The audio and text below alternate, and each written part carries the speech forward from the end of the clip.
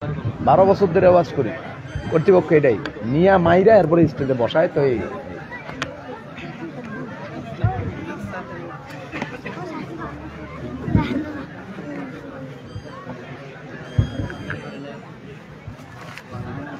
আসসালামু আলাইকুম ওয়া রাহমাতুল্লাহি ওয়া বারাকাতুহু। জানাজার নামাজ আদায় করিবার নিয়ম। মাইয়াতকে সামনে রাখিয়া ইমাম তাহার তিলাওয়াত চালাইবে। সকলে নিয়ত করবে, আমি আল্লাহ পাকের জন্য জানাজা পড়তে গিয়ে নামাজ আদায় করতেছি এবং এই মাইয়াতের জন্য দোয়া করতেছি। এই বলিয়া আল্লাহু আকবার বলে নামাজের ন্যায় হাত পাতবে, অতঃপর সানা পড়িবে, তৃতীয় তাকবীর বলে দুরূদ শরীফ পড়বে, তৃতীয় তাকবীর বলে জানাজার দোয়া করবে, চতুর্থ তাকবীর বলে সালাম ফিরাবে। এখন জানাজার নামাজ আরম্ভ হচ্ছে। আল্লাহু আকবার, সুবহানাল্লাহুম্মা ওয়া বিহামদিকা ওয়া তাবারাকা ইসমুকা ওয়া তাআলা জাদ্দুকা ওয়া জাল্লা সানাউকা ওয়া লা ইলাহা গায়রুক। আল্লাহু আকবার। আল্লাহুম্মা সাল্লি আলা মুহাম্মাদিন ওয়া আলা আলি মুহাম্মাদ কামা সাল্লাইতা আলা ইব্রাহিম ওয়া আলা আলি ইব্রাহিম ইন্নাকা হামিদুম মাজিদ। আল্লাহুম্মা বারিক আলা মুহাম্মাদিন ওয়া আলা আলি মুহাম্মাদ কামা বারাকতা আলা ইব্রাহিম ওয়া আলা আলি ইব্রাহিম ইন্নাকা হামিদুম মাজিদ। আল্লাহু আকবার। اللهم اغفر لي حينا وميتنا وشاهدنا وغائبنا وصغيرنا وكبيرنا وذكرنا وأنثانا. اللهم من أحييته منا فأحيه على الإسلام ومن توفيته منا فتوفه على الإيمان. الله أكبر. السلام عليكم ورحمة الله. السلام عليكم ورحمة الله. মাশাআল্লাহ মাশাআল্লাহ, অনেক সুন্দর। প্রত্যেকটা সময় হাত তুলে ভাই সব নামাজের মধ্যেই তো তাকবীরের সময় হাত তোলা, তাই হাত তুলছি, সঠিক মশলা জানি না। তাহলে চলো আমরা ইমাম সাহেবের কাছ থেকে সঠিক মশলাটা জেনে নিই। হুজুর, জানাজার নামাজের তাকবীরের সময় হাত উপরে তোলা হয় কিনা সঠিক মশলাটা জানিয়ে দিন। ভাইরা আমার, সঠিক মাসালা হলো জানাজার নামাজের মধ্যে প্রথম তাকবীরের সময় হাত তুলবেন, বাকি 3 তাকবীরের সময় হাত বাঁধা রাখবেন, এটাই সুন্নাত। আল্লাহুম্মা সাল্লি আলা হুজুর, আপনি জানাজার নামাজ পড়েছেন, এটা কেন রাখেন? ভাই, জানাজার নামাজ পড়ানোর জন্য একটা নামাজ আছে, জবাব দেন।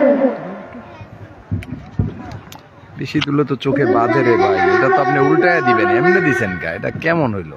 এটা থাকবে উপরে, আপনি দিছেন নিচে। এখন এই যে চোখে বাঁধতেছে সামনে। ঠিক আছে, বক্স মনিটরের বেস কমায়া মনিটরের আওয়াজ বাড়ায় দেন, একদম বেস জিরো। হ্যাঁ, সামান্য রিভার্সটা পেছানো। ভাই সাউন্ড অনেক সুন্দর, আলহামদুলিল্লাহ, অনেক সুন্দর আছে। আমাদের মাহফিলের সর্বশেষ বক্তা আমাদের মাঝে উপস্থিত হয়েছেন। এখন গুরুত্বপূর্ণ বক্তব্য রাখবেন।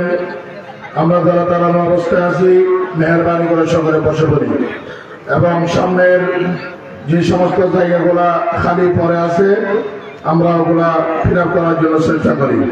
সম্মানিত হাজিরিন, দারুস সুন্নাহ তাহফিজুল কোরআন মাদ্রাসা ও এতিমখানার 7তম বার্ষিক সভা ইসলামী মহাসম্মেলনে এই পর্যায়ে অত্র মাদ্রাসা থেকে হেফজ সমাপ্তকারী হাফেজ মোহাম্মদ ইয়াসিন আরাফাতকে পাগড়ি পরিধান করাবেন। আজকের মাহফিলের অন্যতম বিশেষ আকর্ষণ হযরত মাওলানা মুফতি ফেরদাউস আল-আজহার সাহেব। আমরা সকলে বলি আলহামদুলিল্লাহ। আমাদের মাহফিলের আজকে বিশেষ আকর্ষণ মুফতি ফেরদাউস আল-আজহার মাদ্রাসা থেকে হেফজ সমাপনকারী ছাত্র হাফেজ মোহাম্মদ ইয়াসিন আরফাতকে পাগড়ি প্রদান করিয়ে দিবেন। হাত দেন, হাত দেন, হাত লাগান। বিসমিল্লাহির রহমানির রহিম। নেন, পিছনে নিয়ে পরায়া দেন, আস্তে আস্তে রাখেন। নেন, পিছনে নিয়ে লাগাই দেন। আলহামদুলিল্লাহ, মাশাআল্লাহ। যাও। সম্মানিত হাজিরিন, মুসলিম বালক দারুস সুন্নাহ তাহফিজুল কোরআন মাদ্রাসা ও এতিমখানার ৭ম বার্ষিক সভা ও ইসলামী মহাসম্মেলনে এবার আপনাদের সামনে সমাপনী বয়ান পেশ করবেন বাংলাদেশের আলোড়ন সৃষ্টিকারী ওয়াইএস জাতীয় উলামা মাশায়েখ আইম্মা পরিষদ ঢাকা মহানগর দক্ষিণের সম্মানিত যুগ্ম সাধারণ সম্পাদক, আন্তর্জাতিক কেন্দ্রের সম্পূর্ণ মুফাসসিরে কোরআন হযরত মাওলানা মুফতি ফেরদাউস আল আজাদ সাহেব, হযরত মাওলানা মুফতি ফেরদাউস আল আজাদ সাহেব, আমি হযরতকে তার গুরুত্বপূর্ণ বয়ান উপস্থাপন করার জন্য আজকের মাহফিল কমিটির পক্ষ থেকে সবিনয় অনুরোধ জানাচ্ছি। এটা বন্ধ করে দেন। আসসালামু আলাইকুম ওয়া রাহমাতুল্লাহি ওয়া বারাকাতুহু। ওয়া আলাইকুম আসসালাম ওয়া আলাইকুমুস সালাম। আলহামদুলিল্লাহ আলহামদুলিল্লাহিল্লাযী হামদান কাসীরান কামা আমার। ونعوذ بالله من شرور أنفسنا ومن سيئات أعمالنا، من يهد الله فلا مضل له ومن يضلله فلا هادي له، ونشهد أن لا إله إلا الله وحده لا شريك له ونشهد أن سيدنا وسندنا وحبيبنا ومولانا محمدا عبده ورسوله، صلى الله تعالى عليه وعلى آله وأصحابه وبارك وسلم تسليما كثيرا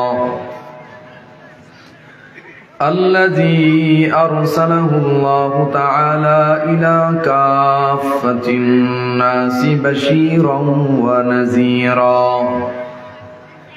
وداعيا إلى الله بإذنه وسراجا منيرا.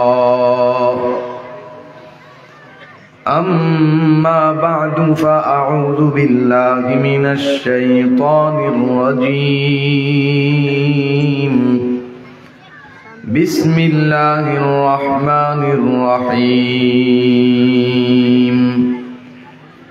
يا أيها الذين آمنوا اتقوا الله ولتنظر نفس ما قدمت لغد واتقوا الله إن الله خبير بما تعملون. وعن أبي ذر جندب بن جنادة وأبي عبد الرحمن معاذ بن جبل رضي الله عنهما عن رسول الله صلى الله عليه وآله وسلم قال: اتق الله حيثما كنت وأتبع السيئة الحسنة تمحها وخالق الناس بخلق حسن أو كما قال عليه الصلاة والسلام. محبت الشهد پڑھی اللهم صل على محمد وعلى آل محمد كما صليت على إبراهيم وعلى آل إبراهيم إنك حميد مجيد. اللهم بارك على মুহাম্মাদিন ওয়া আলা আলি মুহাম্মাদ কামা বারাকতা আলা ইব্রাহিম ওয়া আলা আলি ইব্রাহিম ইন্নাকা হামিদুম মাজিদ। মুহাব্বতে আওয়াজ করে লা ইলাহা ইল্লাল্লাহ, লা ইলাহা ইল্লাল্লাহ। ওখানেই কিন্তু আমার এখানে কেউ বসবে না, আপনি এখানে আসেন, ওখানে মাইরেন। লা ইলাহা ইল্লাল্লাহ, লা ইলাহা ইল্লাল্লাহ, লা ইলাহা ইল্লাল্লাহ, লা ইলাহা ইল্লাল্লাহ, লা ইলাহা ইল্লাল্লাহ। ও মধুর নামটি নিলে হৃদয় হাসে, ও মধুর নামে সুখ নেমে আসে, ও মধুর নামটি নিলে হৃদয় হাসে, ও মধুর নামে সুখ নেমে আসে, ও নামের তুলনা মিলে না, মিলে না, ও নামের তুলনা মিলে না, মিলে না, তুলনা নাই নাই নাই, তুলনা নাই নাই নাই।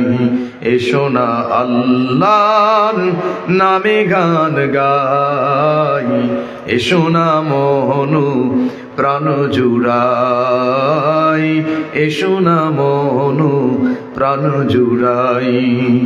যে নামে ইব্রাহিমের আগুন হলো পানি, ডাকার মতো ডাকলে আজও সাড়া দিবেন তিনি, ও ভাই সাড়া দিবেন তিনি। যে নামে ইব্রাহিমের আগুন হলো পানি, ডাকার মতো ডাকলে আজও সাড়া দিবেন তিনি, ও ভাই সাড়া দিবেন তিনি। ও মধুর নামে মিটে হতাশার জ্বালা, গলেতে পরাও ও নামের মালা, ও মধুর নামে মিটে হতাশার জ্বালা। বলবো 1 2, এখানে 2 জন আর মাঠে সর্বোচ্চ 5-7 জন, এই 9.5 জনের মতন বলছেন গানটা শুনতে চান। বলবো 2 কারণে আমার গজল বের হয় না। 1 নাম্বার, মাঠে যদি মরা মানুষ থাকে, আর 2 নাম্বার, মানুষ যদি দাঁড়ায় থাকে।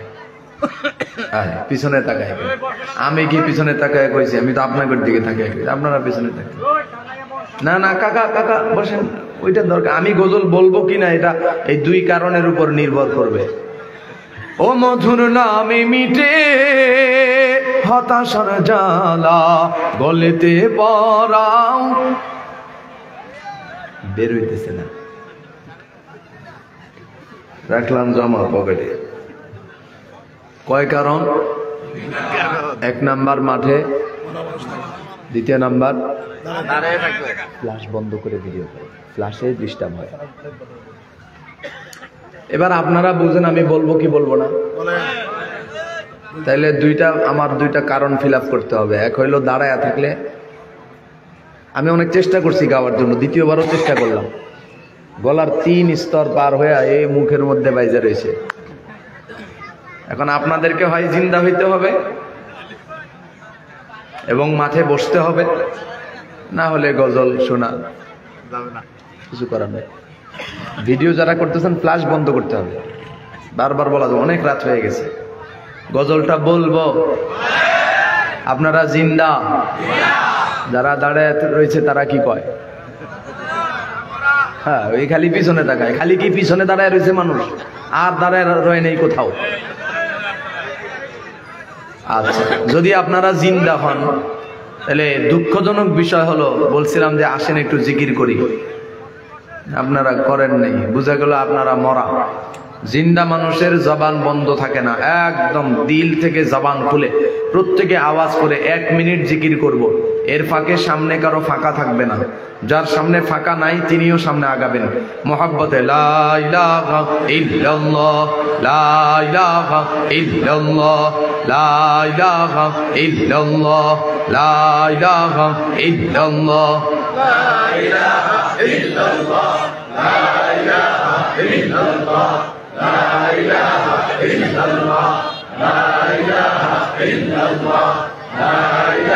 ও ফাঁকা থাকা শুধু আমি একা দেখি, আপনারা দেখেন না কেউ?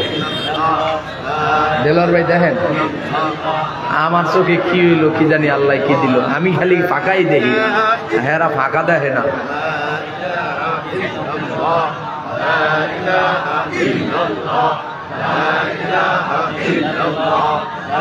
এরা কি আমার বাংলা কথা বুঝে না? ফাঁকা থাকবে না, কারোর সামনে ফাঁকা থাকবে না, পিছন থেকে সামনে আগায়া ফাঁকা ফিল আপ করবে, এতটুকু কথা এতবার ভাঙ্গা কইতে হইতেছে। দোকানপাটে ওটা আমার দায়িত্ব না, টাইম না, ও যখন পোটলা দেওয়া হবে ঠিকই আসবে। আরে কিছু মানুষের নেশারই তো এটা, পোটলা পাওয়ার জন্য আসবে। যারা পোটলার জন্য আসবে হ্যাঁ করে জোর করে আওয়াজ শোনানোর মাল আমি না। লা ইলাহা ইল্লাল্লাহ, লা ইলাহা ইল্লাল্লাহ, লা ইলাহা ইল্লাল্লাহ, লা ইলাহা ইল্লাল্লাহ, লা ইলাহা ইল্লাল্লাহ, লা ইলাহা ইল্লাল্লাহ। আসেন না, একটু সামনে আসেন। এই এলাকার মানুষ কি কথা শুনে না নাকি না আমারে পছন্দ হয় না?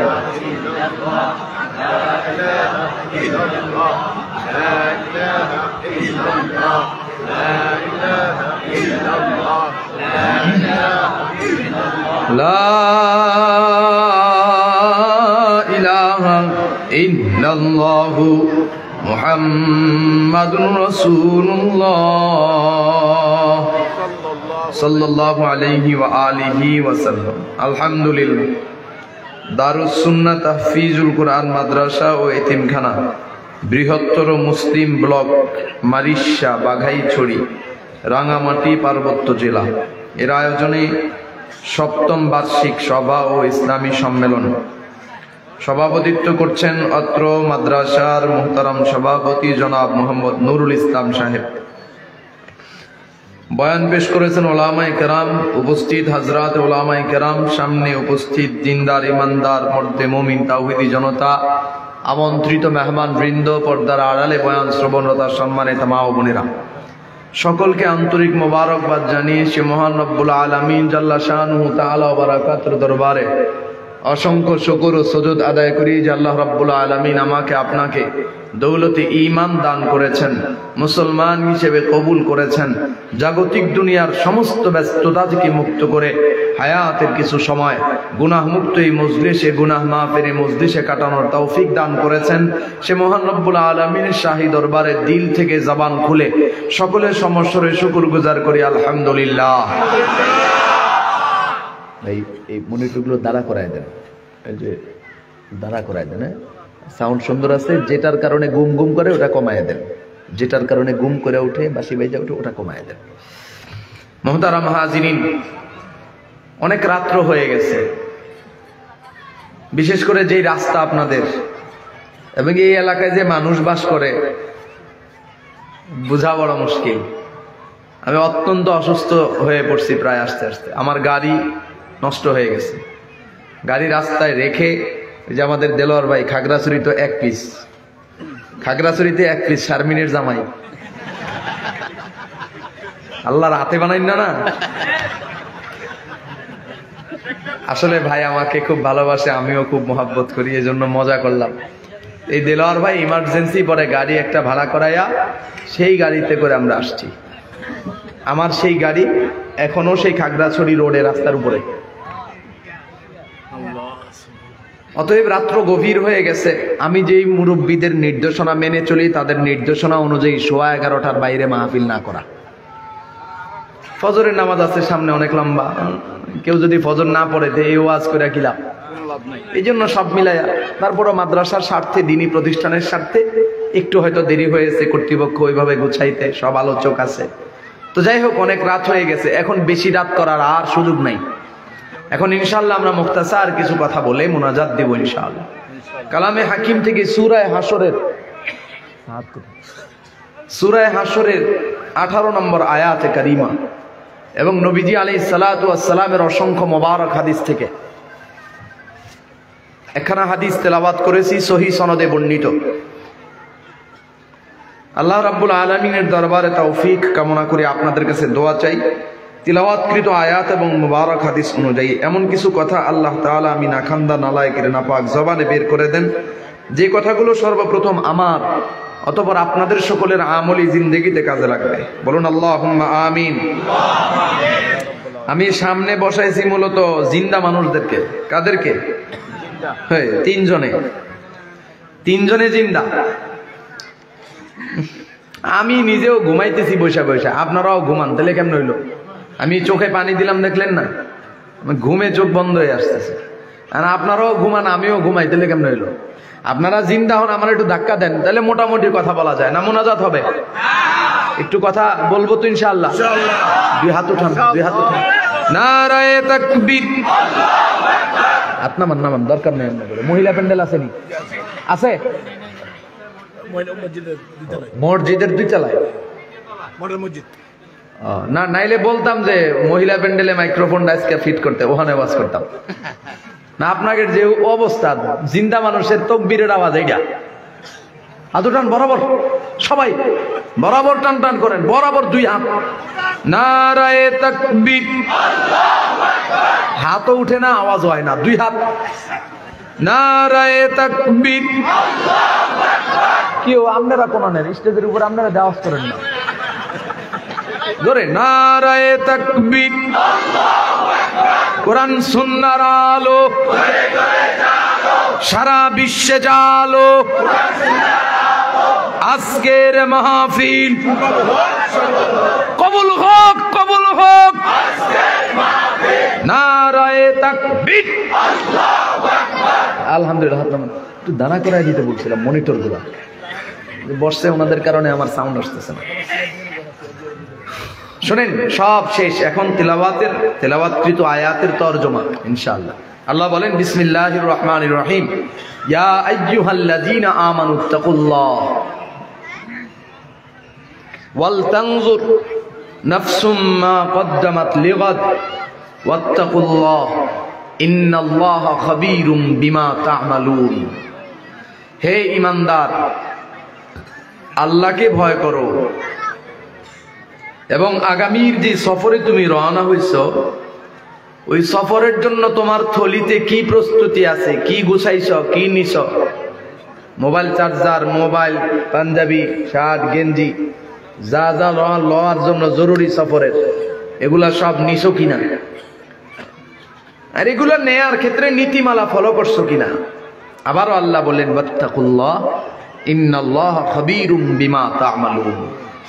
নীতিমালা যদি ফলো না করো, যদি কিছু গোছায়া না নিয়ে থাকো, তাহলে শোনো, তোমার মালিক এমন এক মালিক যিনি তোমার গোপন প্রকাশ্য সব কিছু জানেন, সব কিছু দেখেন, সব খবর রাখেন। সুবহানাল্লাহ। গুনাহ হইতে পারে তো।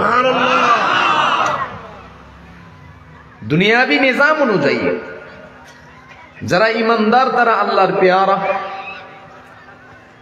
তো আল্লাহর পেয়ারা যারা, তারা আল্লাহকে ভয় করবে কেন? আমাদের দুনিয়াবি সিস্টেমে, দুনিয়াবি হাইসিয়তে প্রশ্ন তৈরি হয়, আমি আল্লাহকে ভয় করব কেন? বেদিন, বেঈমান, কাফের, মুশরিক যারা আল্লাহ মানে না, রাসূল মানে না, দ্বীন ঈমান মানে না, তারা সে আল্লাহকে ভয় করবে, আমি কেন ভয় করব? প্রশ্ন জাগে কিনা? জাগে। জবাব হলো, বেদিন, বেঈমান, কাফের, মুশরিকরা আল্লাহ চিনে না। আল্লাহর মারিফাত তাদের দিলের মধ্যে নাই। উদাহরণ, আমাদের চাঁদপুরে এমন কিছু লোক আছে, প্রশাসনিক লোক, মনে করেন মেম্বার, চেয়ারম্যান, এমপি, মন্ত্রী, ওটি তো হিসাবের বাইরে, জাস্ট সরকারি দল করে, সে দলের একজন সদস্য। তাতেই তার যে পাওয়ার, তার যে প্রভাব, চারপাশে একটা বলয় তৈরি করে রাখে, কামনা করে মানুষ আমারে ভয় করে চলুক। নাই আপনাদের দেশে? কলার উচায়, চিনস আমাদের, চিনস? যে জাস্ট দলের একটা সদস্য, তার পরিস্থিতি এটা হয়, তাহলে দলের দায়িত্বে যারা আছে, প্রশাসনিক দায়িত্বে যারা আছে, মেম্বার, চেয়ারম্যান, এমপি, মন্ত্রী, তাদের অবস্থাটা কি? কিন্তু মানুষ এতটুকু চিন্তা করে না, আমি তো আশরাফুল মাখলুকাত, আমাকে মানুষ ভয় পাবে কেন?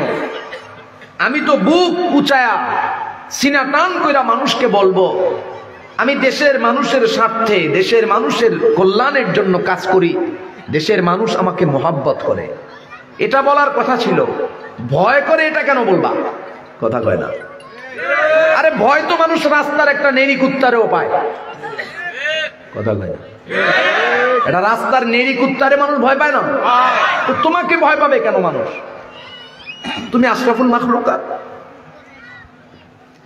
এই যে লোকটা দাগাবাজ, সন্ত্রাস, চাঁদাবাজ, লুটতরাজ, এমন কোনো কাজ নেই যা সে করে না। আপনি চিনেন এই জন্য আপনি ভয় করেন, আমি চিনি না এই জন্য ভয় করি না। ঠিক কথা। আরে জিন্দা মানুষ বসাইছি না সামনে, তো কথা বলেন না কেন ভাই? আপনারা তো আমার সাথে কথা বলেন। আপনি চিনেন এই জন্য হ্যাঁ ভয় করেন, আমি চিনি না ভয় করি না, ভয় করি না। আবার দেখবেন ওই যে দেলাওয়ার ভাইয়ের মতো কিছু মানুষ, আমল আখলাকি আদব বলা মুরব্বী, অনেক সুন্দর চেহারা, কি সুন্দর সুন্নতি, হ্যাঁ চেহারা দেখলেই মায়া লাগে, মোহাব্বত তৈরি হয় ভিতরে, আছে না? আছে। আপনি চিনেন এই জন্য আপনি মোহাব্বত করেন, আমি চিনিও না, মোহাব্বত করি না। কথা কয় না। বেদিন, বেঈমান, কাফের, মুশরিকরা আল্লাহ চিনে না, আল্লাহর মারেফাত তাদের দিলের মধ্যে নাই, এই জন্য আল্লাহকে তারা মোহাব্বতেরও প্রশ্ন নাই, ভয়েরও প্রশ্ন নাই। আর ইমানদার আল ঈমানু বাইনাল খাউফি ওয়ার রাজা, ভয় এবং আশা, ভয় এবং মোহাব্বত উভয়টার মাঝখানে ঈমান। কেমন? বলে সারা দুনিয়ার মানুষ কে বানাইছে? আল্লাহ বানাইছে। তো সারা দুনিয়ার মানুষের জন্য আলাদা আলাদা একটা করে জান্নাত বানাইছেন, আলাদা আলাদা একটা করে জাহান্নাম বানাইছেন। তো রাত বিরাতে মুসল্লায় পড়া কান্নাকাটি করা, আপনিই তো বানাইছেন সব, আপনি জান্নাত বানাইছেন, জাহান্নাম বানাইছেন। তো একটা করে যেহেতু জান্নাত বানাইছেন, দুনিয়ার সব মানুষ তো জান্নাতি হয়ে যাবে। কিন্তু আমি যে অন্যায় আপনার সাথে করেছি, আমি যে নাফরমানি আপনার সাথে করেছি, আমার দিল বলে আমারই অপরাধ, ক্ষমার অযোগ্য। জমিনের সব মানুষ যদি আপনি জান্নাতে দিয়া দেন, আমি একমাত্র অপরাধী যে আমাকে আপনি জাহান্নামে জ্বালাবেন। আরেকটা বিষয়, জাহান্নাম যেহেতু আপনি বানাইছেন, জমিনের সব মানুষকে যদি আপনি জাহান্নামে দিয়া দেন, আমারে কে বানাইছে? তা আপনি না আমারে বানাইছেন, আপনি না আমার জন্য আবার একটা জান্নাতও বানাইছেন। জমিনের সব মানুষ জাহান্নামে গেলে আমি কি জাহান্নামের আশা করব? আমার জন্য তো আপনি জান্নাত বানাইছেন, আমি কি জান্নাতের আশা করতে পারি না? আল ঈমানু বাইনাল খাউফি ওয়ার রাজা। ঈমানদার আল্লাহকে চিনে জানে, এই জন্য আল্লাহকে ভয় করে, আল্লাহকে মায়া করে। ঈমান বাংলা তরজমা কি? সহজ হিসাব, আল্লাহ পাকের মারেফাত যার দিলের মধ্যে হাসিল হয়েছে, যে আল্লাহকে চিনেছে, যে আল্লাহকে মোহাব্বত করেছে, আল্লাহ যাকে মোহাব্বত করেছে সেই ঈমানদার। এই মারেফাত মানে মমতাজ মার্কা মারেফাত না। মারেফাত মানে আত্রসী, ভান্ডারী, দেওয়ানবাগ, এদের মতো মারেফাত না। এদের মারেফাতের ব্যাখ্যা কি? এই মৌলবী 5 ওয়াক্ত নামাজ পড়ো, পাইছো কই? গান গায় স্টেজে, এখানে একটা দাঁড়ায়, এখানে একটা দাঁড়ায়, একটা নারী একটা পুরুষ। তো একজনে কয় আমি শরীয়তি গাই, আর একজন আমি মারেফতি গাই। আপনাদের দেশে নাই?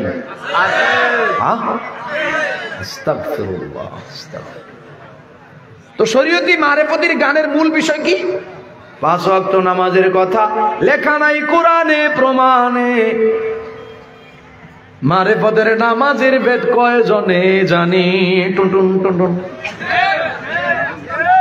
জিজ্ঞাসা করি 5 ওয়াক্ত নামাজের কথা কোরআনে নাই, ঠিক আছে, তো তুমি মারেফতের নামাজ কেমনে পড়ো? কয় শ্বাসে প্রশ্বাসে নামাজ পড়ি। নাউজুবিল্লাহ। আস্তে আরো একটু বাড়িতে গিয়ে কইন, কইলে সারব। চিৎকার করে বলেন নাউজুবিল্লাহ। শ্বাসে প্রশ্বাসে নামাজ পড়ে মানে শ্বাসে প্রশ্বাসে ধোঁকাবাজি করে। কত বড় ধোঁকাবাজ, কত বড় দাগাবাজ! মারেফতের নাম দিয়া মানুষকে নামাজ থেকে দূরে, মারেফতের নাম দিয়া মানুষকে পর্দা পুশিদা থেকে দূরে রাখে, মারেফতের নাম দিয়া মানুষকে গাঁজা, ইয়াবা, বাবা, দাদা যা আছে, কয় আমরা তো গাঁজা খাই না, তো কি খাও? কয় সিদ্ধি। পায়খানা কইরা বয়ামে ঢুকাইয়া উপর দিয়া লেখা দিছে 1 নং খাঁটি গাওয়া ঘি। পেশাব কইরা বোতলে ঢুকায়া লাগছে সুন্দরবনের খাঁটি মধু। ওইটা মধু? কথা কয় না। ওইটা ঘি? ওইটা যেরকম যেরকম জিনিস, এই সিদ্ধি কও আর যাই কও ওইটা ওই জিনিসই।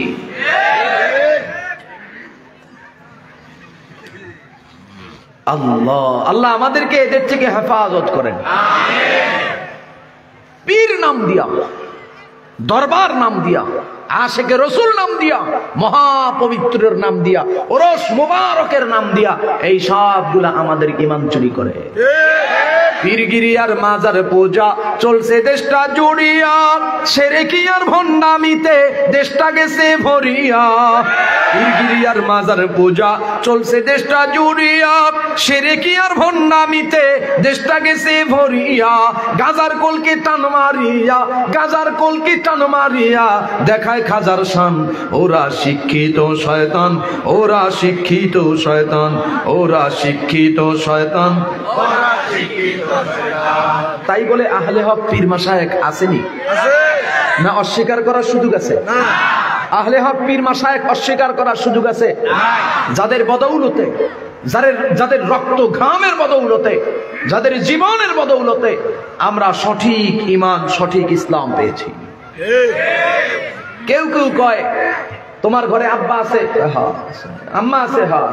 তোর তো বড় পীর হইলো তোর বাবা মা, আবার পীর কিসের? এই কথাটা বড় ধরনের একটা ধোঁকাবাজি কথা। কেন জানেন? পীর মানা হলো শিক্ষক। পীর মানা কি? ওস্তাদ বা শিক্ষক, মুরব্বী। এখন ধরে নিলাম আপনার কথা অনুযায়ী কিছু সময়ের জন্য আব্বা আম্মা বড় পীর। আব্বা আম্মা থাকতে আর পীরের দরকার নাই। আপনার কথাটা কিছু সময়ের জন্য ধরে নিলাম। যদি কিছু সময়ের জন্য ধরে নেই, আপনার সন্তান আছে না? আপনার সন্তানরে আপনি মাদ্রাসায় ভর্তি করাইছেন নি? কথা কয় না। স্কুলে, কলেজে? কেন আপনার ঘরে না আপনার আব্বা আম্মা আছে? আরে পীর মানে কি? আপনার আপনি যখন বললেন যে পীর কিসের আব্বা আম্মা থাকতে, তা আপনার সন্তানকে পড়াশোনার জন্য আপনি আব্বা আম্মা রাইখা স্কুল কলেজ মাদ্রাসায় কেন দিলেন? আপনি জবাব কি দিবেন? আরে মৌলবী বোঝো না, আব্বা আম্মা এক জিনিস, শিক্ষক ভিন্ন জিনিস। আব্বা আম্মা এক জিনিস, শিক্ষক ভিন্ন জিনিস, তো আমরাও বলি। তাহলে আপনি কেন বললেন আব্বা আম্মা থাকতে পীরের দরকার নেই? আব্বা আম্মা থাকতেও সন্তানকে যেরকম আব্বা আম্মার কাছে নয়, সন্তানের জীবন গঠনের জন্য, গড়নের জন্য, তৈরি করার জন্য স্কুল কলেজ মাদ্রাসায় দিয়েছেন, ঠিক তেমনি ভাবে আব্বা আম্মার জায়গায় স্বমহিমায় উদ্ভাসিত সন্তানের জীবন গঠনের জন্য স্কুল মাদ্রাসা জরুরি। ঠিক আমার আব্বা আম্মার জায়গায় আমার জীবন গঠনের জন্য একজন উস্তাদ তথা পীর জরুরি। অতএব অস্বীকারের সুযোগ নেই। হ্যাঁ, পীরের নামে যদি কেউ জালিয়াতি করে, ভণ্ডামি করে, তাহলে এদেরকে রুখে দিতে হবে। এদেশে মাজার পূজা, পীর পূজার নামে যে পরিমাণ অবস্থায় দেশে কুফর আর শিরকের যে আখড়া, খুব কম অন্যান্য দেশ, বিশেষ করে এশিয়া, ভারত উপমহাদেশের এই দেশে এইসব জায়গায় বেশি। পীরের নামে, মাজারের নামে ভণ্ডামি, কুফর এবং শিরকের আখড়া। তাইলে ওই মারেফাত না, আল্লাহ পাকের মারেফা। যিনি আল্লাহকে চিনেছেন, আল্লাহর পরিচয় পেয়েছেন, তিনি নামাজ ছাড়তে পারেন না, তিনি রোজা ছাড়তে পারেন না, তিনি বেপরদায় চলতে পারেন না, গান বাজনা তার কি বলে নেশা পেশা হতে পারে না, বিড়ি সিগারেট ইয়াবা বাবা গাঁজা নেশা দ্রব্য মাদক সামগ্রী এগুলা তার সেবন করার জিনিস হতে পারে না। তিনি দাড়ি কাটতে পারে না, ছাড়তে পারে না, চুলের মধ্যে গোবর লাগাইতে পারে না, উদ্ভট সাজে, হ্যাঁ একেবারে কি বলে এটাকে নোংরা, এরকম হইতে পারে না। এগুলা মারেফাতের পরিচয় না। কারণ আল্লাহ সুন্দর, তিনি সুন্দরকে পছন্দ করেন, সৌন্দর্যকে পছন্দ করেন। হ্যাঁ, পরিবেশ, পোশাক আশাক, দাড়ি চুল সব কিছু পরিচ্ছন্ন সুন্দর, এটা আল্লাহ ভালোবাসেন। তাহলে আল্লাহ বললেন ঈমানদার কারা? যারা আল্লাহকে চিনেছে। যে আল্লাহকে চিনেছে, আল্লাহ যাকে ভালোবাসেন, যে আল্লাহকে ভালোবাসে সে হলো ঈমানদার। আল্লাহ ভালোবাসেন। আমাদের দেশের কোন একটা বড় নেতা বুঝেননি? বড় নেতা। আপনাদের এই চট্টগ্রাম কি বলে এটা কি যেন, রাঙামাটি, এই রাঙামাটি আমি জীবনও আসি নাই বাবা, আমারে ভুল বুঝিয়েন না, আমি এই সব জায়গার গল্প ওয়াজ করতে আসি নাই। আমি আমাদের চাঁদপুরের কথা বলি, যেটা যত বড় দাগাবাজ, যেটা যত বড় চাঁদাবাজ, যেটা যত বড় টেন্ডারবাজ, যেটা যত বড় খুনি গুমি, এটা বড় নেতা আমাদের চাঁদপুরে। এইরকম এক নেতার স্টেজে সিরিয়ালে দাঁড়াইছে এরকম ফুল টুল দিয়া, নেতার গায়ের সাথে না, নেতা যেই সিরিয়াল আছে ওই সিরিয়ালের শেষ সীমানায় কোনোভাবে গা ঠেললে একটা ছবি তুলতে পারছে। এই ছবিটারে নিয়ে চৌরাস্তা একদম জনবহুল এলাকা যেটা, ওই জায়গায় বিশাল বড় বিলবোর্ড করে টানায় দিছে, চিনো সামনে, চিনো? তার পাওয়ার কেমন? সে শুধু ওই দলের দাগাবাজের একটু মোহাব্বতের অংশ, সে মোহাব্বত করে, অথবা নেতায় তারে মোহাব্বত করে, বা সে নেতাকে মোহাব্বত করে। তার পাওয়ার এমন যে জমিনে পা লাগে না, মাটিতে পা পড়ে না, আসমান দিয়ে উড়ে উড়ে যায়। তার অবস্থা যদি এটা হয়, আহকামুল হাকিমিন রব্বুল আলামিন, বাদশার বাদশাহ যিনি, তিনি যদি কাউকে ভালোবাসেন, তার পাওয়ারটা কেমন হতে পারে? কেমন হতে পারে? নবীজি বলেন, আল্লাহ যাকে ভালোবাসেন, যার ইমানকে আল্লাহ মূল্যায়ন করেন, তার ইমানের কত পাওয়ার, তার ইমানের কত দাম। ক্বালান নবী সাল্লাল্লাহু আলাইহি ওয়া আলিহি ওয়া সাল্লাম, قال النبي صلى الله عليه وآله وسلم لا تقوم الساعة حتى يقال في الأرض الله الله।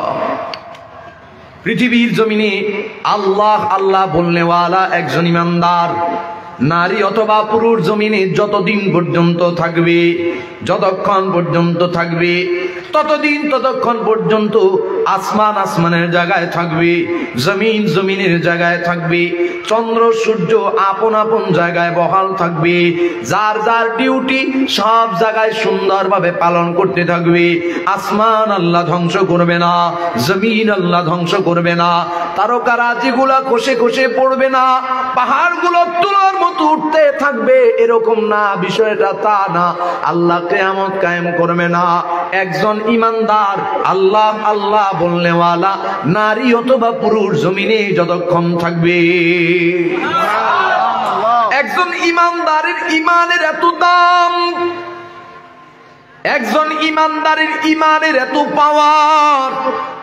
রব্বুল আলামিনকে যে ভালোবাসেন, আল্লাহ যাকে ভালোবাসেন, তার ইমানের পাওয়ারে, তার ইমানের মূল্যায়নে, তার ইমানের সম্মানে রব্বুল আলামিন কিয়ামত কায়েম করবে না।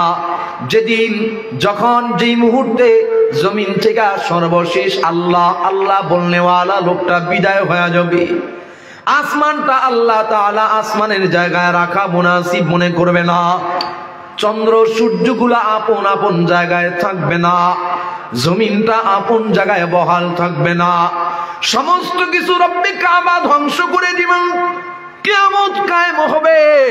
ইসরাফিল আলাইহিস সালাতু ওয়াস সালাম ফু মারবেন, সিংহায় ফু মারবেন, সব কিছু তছনছ হয়ে যাবে। মুহতারাম হাজিরিন, জোরে আওয়াজ করে বলবেন, জমিনে ইমানদার থাকবে কয়জন? সবাই মিলে বলেন, কয়জন? ইমানদার থাকবে একজন। পৃথিবীর সব মানুষরে আল্লাহ নিয়ামত খাওয়াবেন, সব মাখলুকরে আল্লাহ নিয়ামত খাওয়াবেন। পৃথিবীর জমিনের বিধান, পৃথিবীর জমিনে যদি মালিকের ফরমা বরদারি কর্মচারী না করে, মালিকের অনুসরণ যদি কর্মচারী না করে, কর্মচারী যদি মালিকের হুকুম না মানে, বেতন বন্ধ হয়ে যায়, বোনাস বন্ধ হয়ে যায়, চাকরি বাতিল হয়ে যায়। কিন্তু রব্বুল আলামিনের এমন একটা বিধান, সারা দুনিয়ার মানুষ আল্লাহর নাফরমানি করবে, সারা দুনিয়ার মানুষ আল্লাহর সাথে কুফর করবে, শিরিক করবে, একজন মাত্র ইমানদার আল্লাহর গোলামি করবে। রব্বুল আলামিন বলেন, আমি সব মানুষের নিয়ামত খাওয়াবো। হাত্তা কেমন এমন যুগ যুগের পর যুগ চলে যায়, বছরের পর বছর চলে যায়, হাজার হাজার বছর চলে যায়, এমন বান্দা জমিনে আসে, জমিন থেকে বিদায় হয়, জমিনে আসে, জমিন থেকে চলে যায়। যে বান্দা ফজরের নামাজের আজান শুনা নামাজে যায় না, এমন মানুষ আছে না নাই? জোহরের আজান হয়ে গেছে, জোহরের নামাজে বান্দা নাই, আসর মাগরিব এশা নামাজের খবর নাই, ফজরের নামাজ পড়ি নাই। নিজামটা এমন হওয়ার কথা ছিল, রব্বুল আলামিন সকালবেলার রিজিক আমার জন্য বরাদ্দ রাখবে না, আল্লাহ আমার রিজিক বন্ধ করে দিবেন। ব্যাপারটা এমন হওয়ার কথা ছিল। কথা বলেন ঠিক না বেঠিক? জোহরের নামাজ পড়ি নাই, দুপুর বেলার টেবিলে কত নামি দামি খাবার রব্বুল আলামিন হাজির করে দিলেন। কোনদিন এমন হয় নাই, এর নাফরমান তুই আমার জোহর পড়লি না, তোর সামনে আমি দুপুরের খাবার হাজির করব না। কোনদিন এমন হয় নাই, আসর মাগরিব এশা পড়িস নাই, তোর জন্য রাতের খাবার বন্ধ করে দিলাম, অথবা খাবারের সামনে দিকে তোরে উষ্টা দিয়া ফালায়া দিলাম, তোর সামনে দিকে খাবার কাইরা নিলাম। কোনদিন এমন হয় নাই। জোরে বলেন ঠিক না বেঠিক? ওগো রব্বুল আলামিন, পৃথিবীর মানুষ তার নিজে নিজে নিজাম বানাইছে। আমার ফরমা বরদারি যদি, আমার অনুসরণ যদি কর্মচারী না করে বেতন বন্ধ করে দিলাম, বোনাস বন্ধ করে দিলাম, চাকরি বাতিল করে দিলাম, ওগো রব, পৃথিবীর সব মানুষ আপনার বিরোধিতা করে, একজন মাত্র মানুষ আপনারে ডাকে, আপনার ইতাআত করে, আপনার অনুসরণ করে, পয়গম্বরের অনুসরণ করে, আপনাকে মানে। রব্বুল আলামিন, এমন তো নিজাম হওয়ার কথা ছিল, যে মানুষটা আপনারে মানে, আপনারে ডাকে, ওই মানুষের রিজিক বহাল থাকবে, জমিনের সব মানুষের রিজিক বন্ধ হয়ে যাবে। রব্বুল আলামিন পৃথিবীর মানুষের মতো নিজাম আপনি কেন করেন নাই? আপনি কেন জমিনের মানুষ নাফরমান হওয়া সত্ত্বেও নিয়ামত খাওয়াবেন? রব্বুল আলামিন বলেন, এজন্য যেহেতু আমি রব্বুল আলামিন একটা কুদরতি নাম দিয়া সিফাত ধারণ করেছি, আমার নাম রহমান। আল্লাহু আকবার বলেন। আল্লাহ বলেন আমার নাম রহমান, এক। দ্বিতীয় নাম্বার, আমি যার, যেই কারণে আমি নাফরমানি সব করা সত্ত্বেও আমি নিয়ামত খাওয়াবো, এই কারণটা হলো আমার মোহাব্বতের গোলাম ইমানদার নারী আর পুরুষ। যদিও সে একজন, যদিও সারা পৃথিবীতে একজন ইমানদার আছে, কিন্তু আমি তার ইমানের এত মূল্যায়ন করি, আমি তার ইমানের এত কদর করি, পৃথিবীর সব মানুষ নাফরমানি করা সত্ত্বেও নিয়ামত বন্ধ করি না।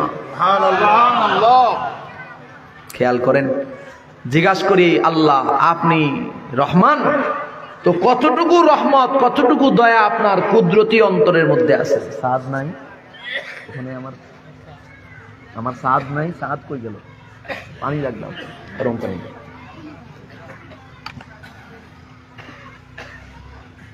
আরে বসাইছে কি?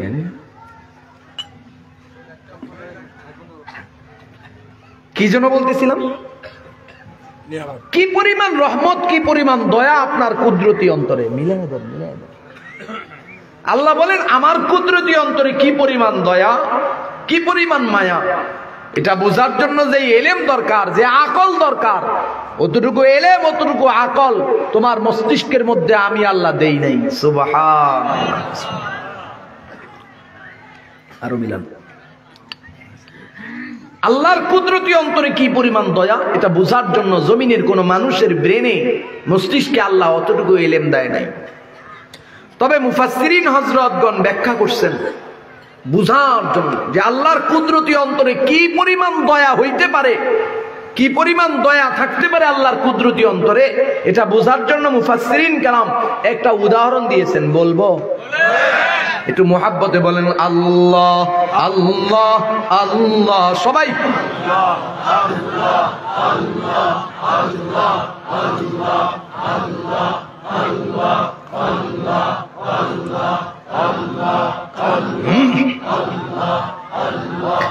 লা ইলাহা ইল্লাল্লাহু মুহাম্মাদুর রাসূলুল্লাহ সাল্লাল্লাহু আলাইহি ওয়াসাল্লাম। আল্লাহ বলেন আমার কুদরতি অন্তরে এত পরিমাণ দয়া, এটা বোঝার জন্য ইলম কারো কাছে নাই। মুফাসসিরিনরা বলেন আল্লাহর কুদরতি অন্তরে কি পরিমাণ দয়া হইতে পারে এটা বোঝার জন্য একটা উদাহরণ মেনে নাও, শুনে নাও, জেনে নাও। উদাহরণ, দয়া মায়া এটা একটা মাখলুক। এটা কি বলেন? কে বানাইছে?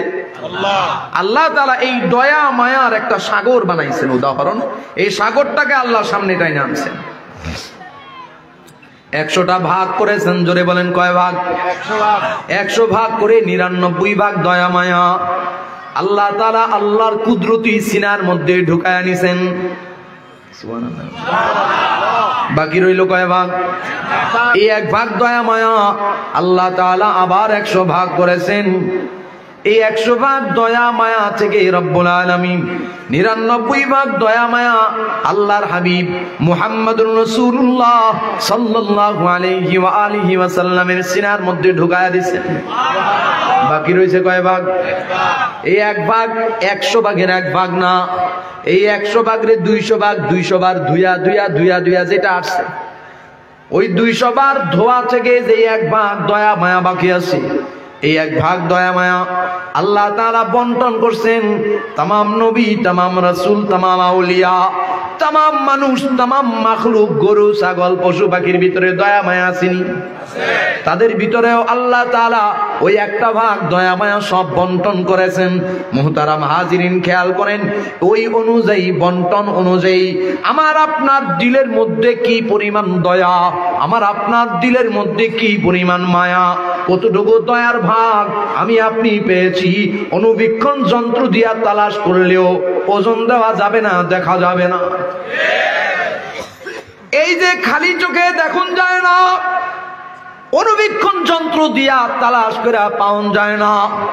এই যে জাররা সে জাররা দয়া মায়া, এই জাররা সে জাররা দয়া মায়ার পাওয়ার কেমন? উদাহরণ, একজন সন্তানের জন্য একজন মায়ের কলিজার মধ্যে কি পরিমাণ দয়া,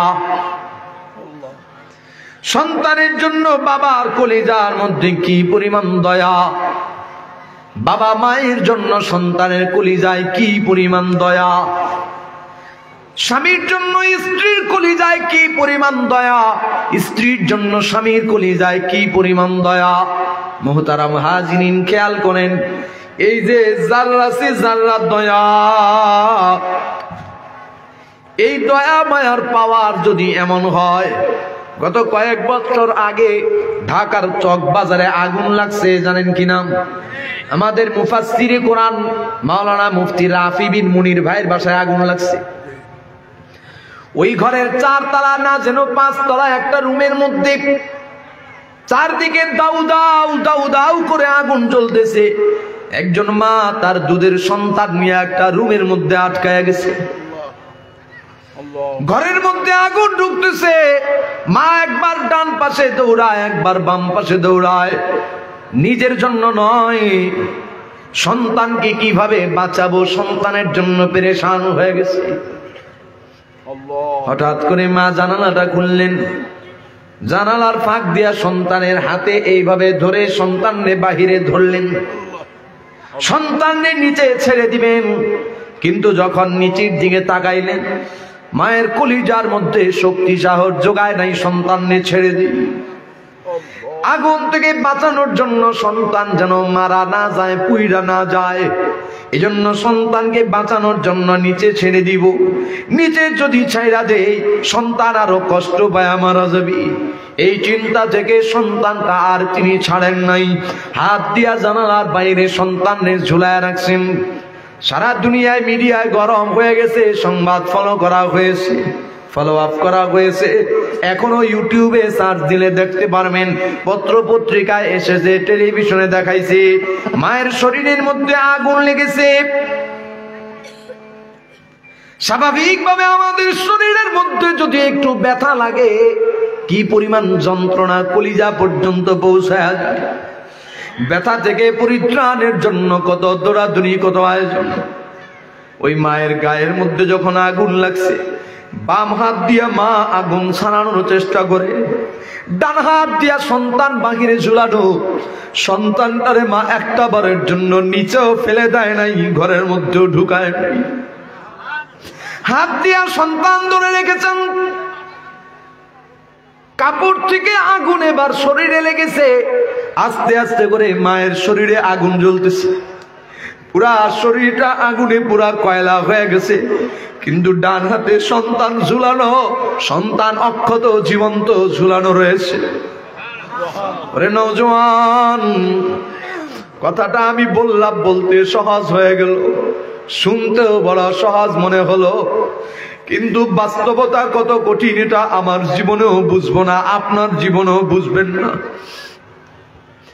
পুরা শরীর আগুনে পুইরা যন্ত্রণায় মা মারা যায়, কিন্তু হাতের মধ্যে সন্তান ধরে আছেন, সন্তান মা ছেড়ে দেয় নাই।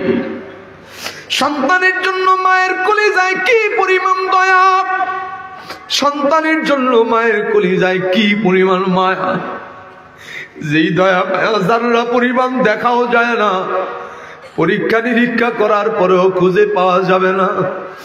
এত যারা সে যারার দয়া মায়ার পাওয়ার যদি এমন হয়, রব্বুল আলামিনের কুদরতি অন্তরে বান্দার জন্য কি পরিমাণ দয়া।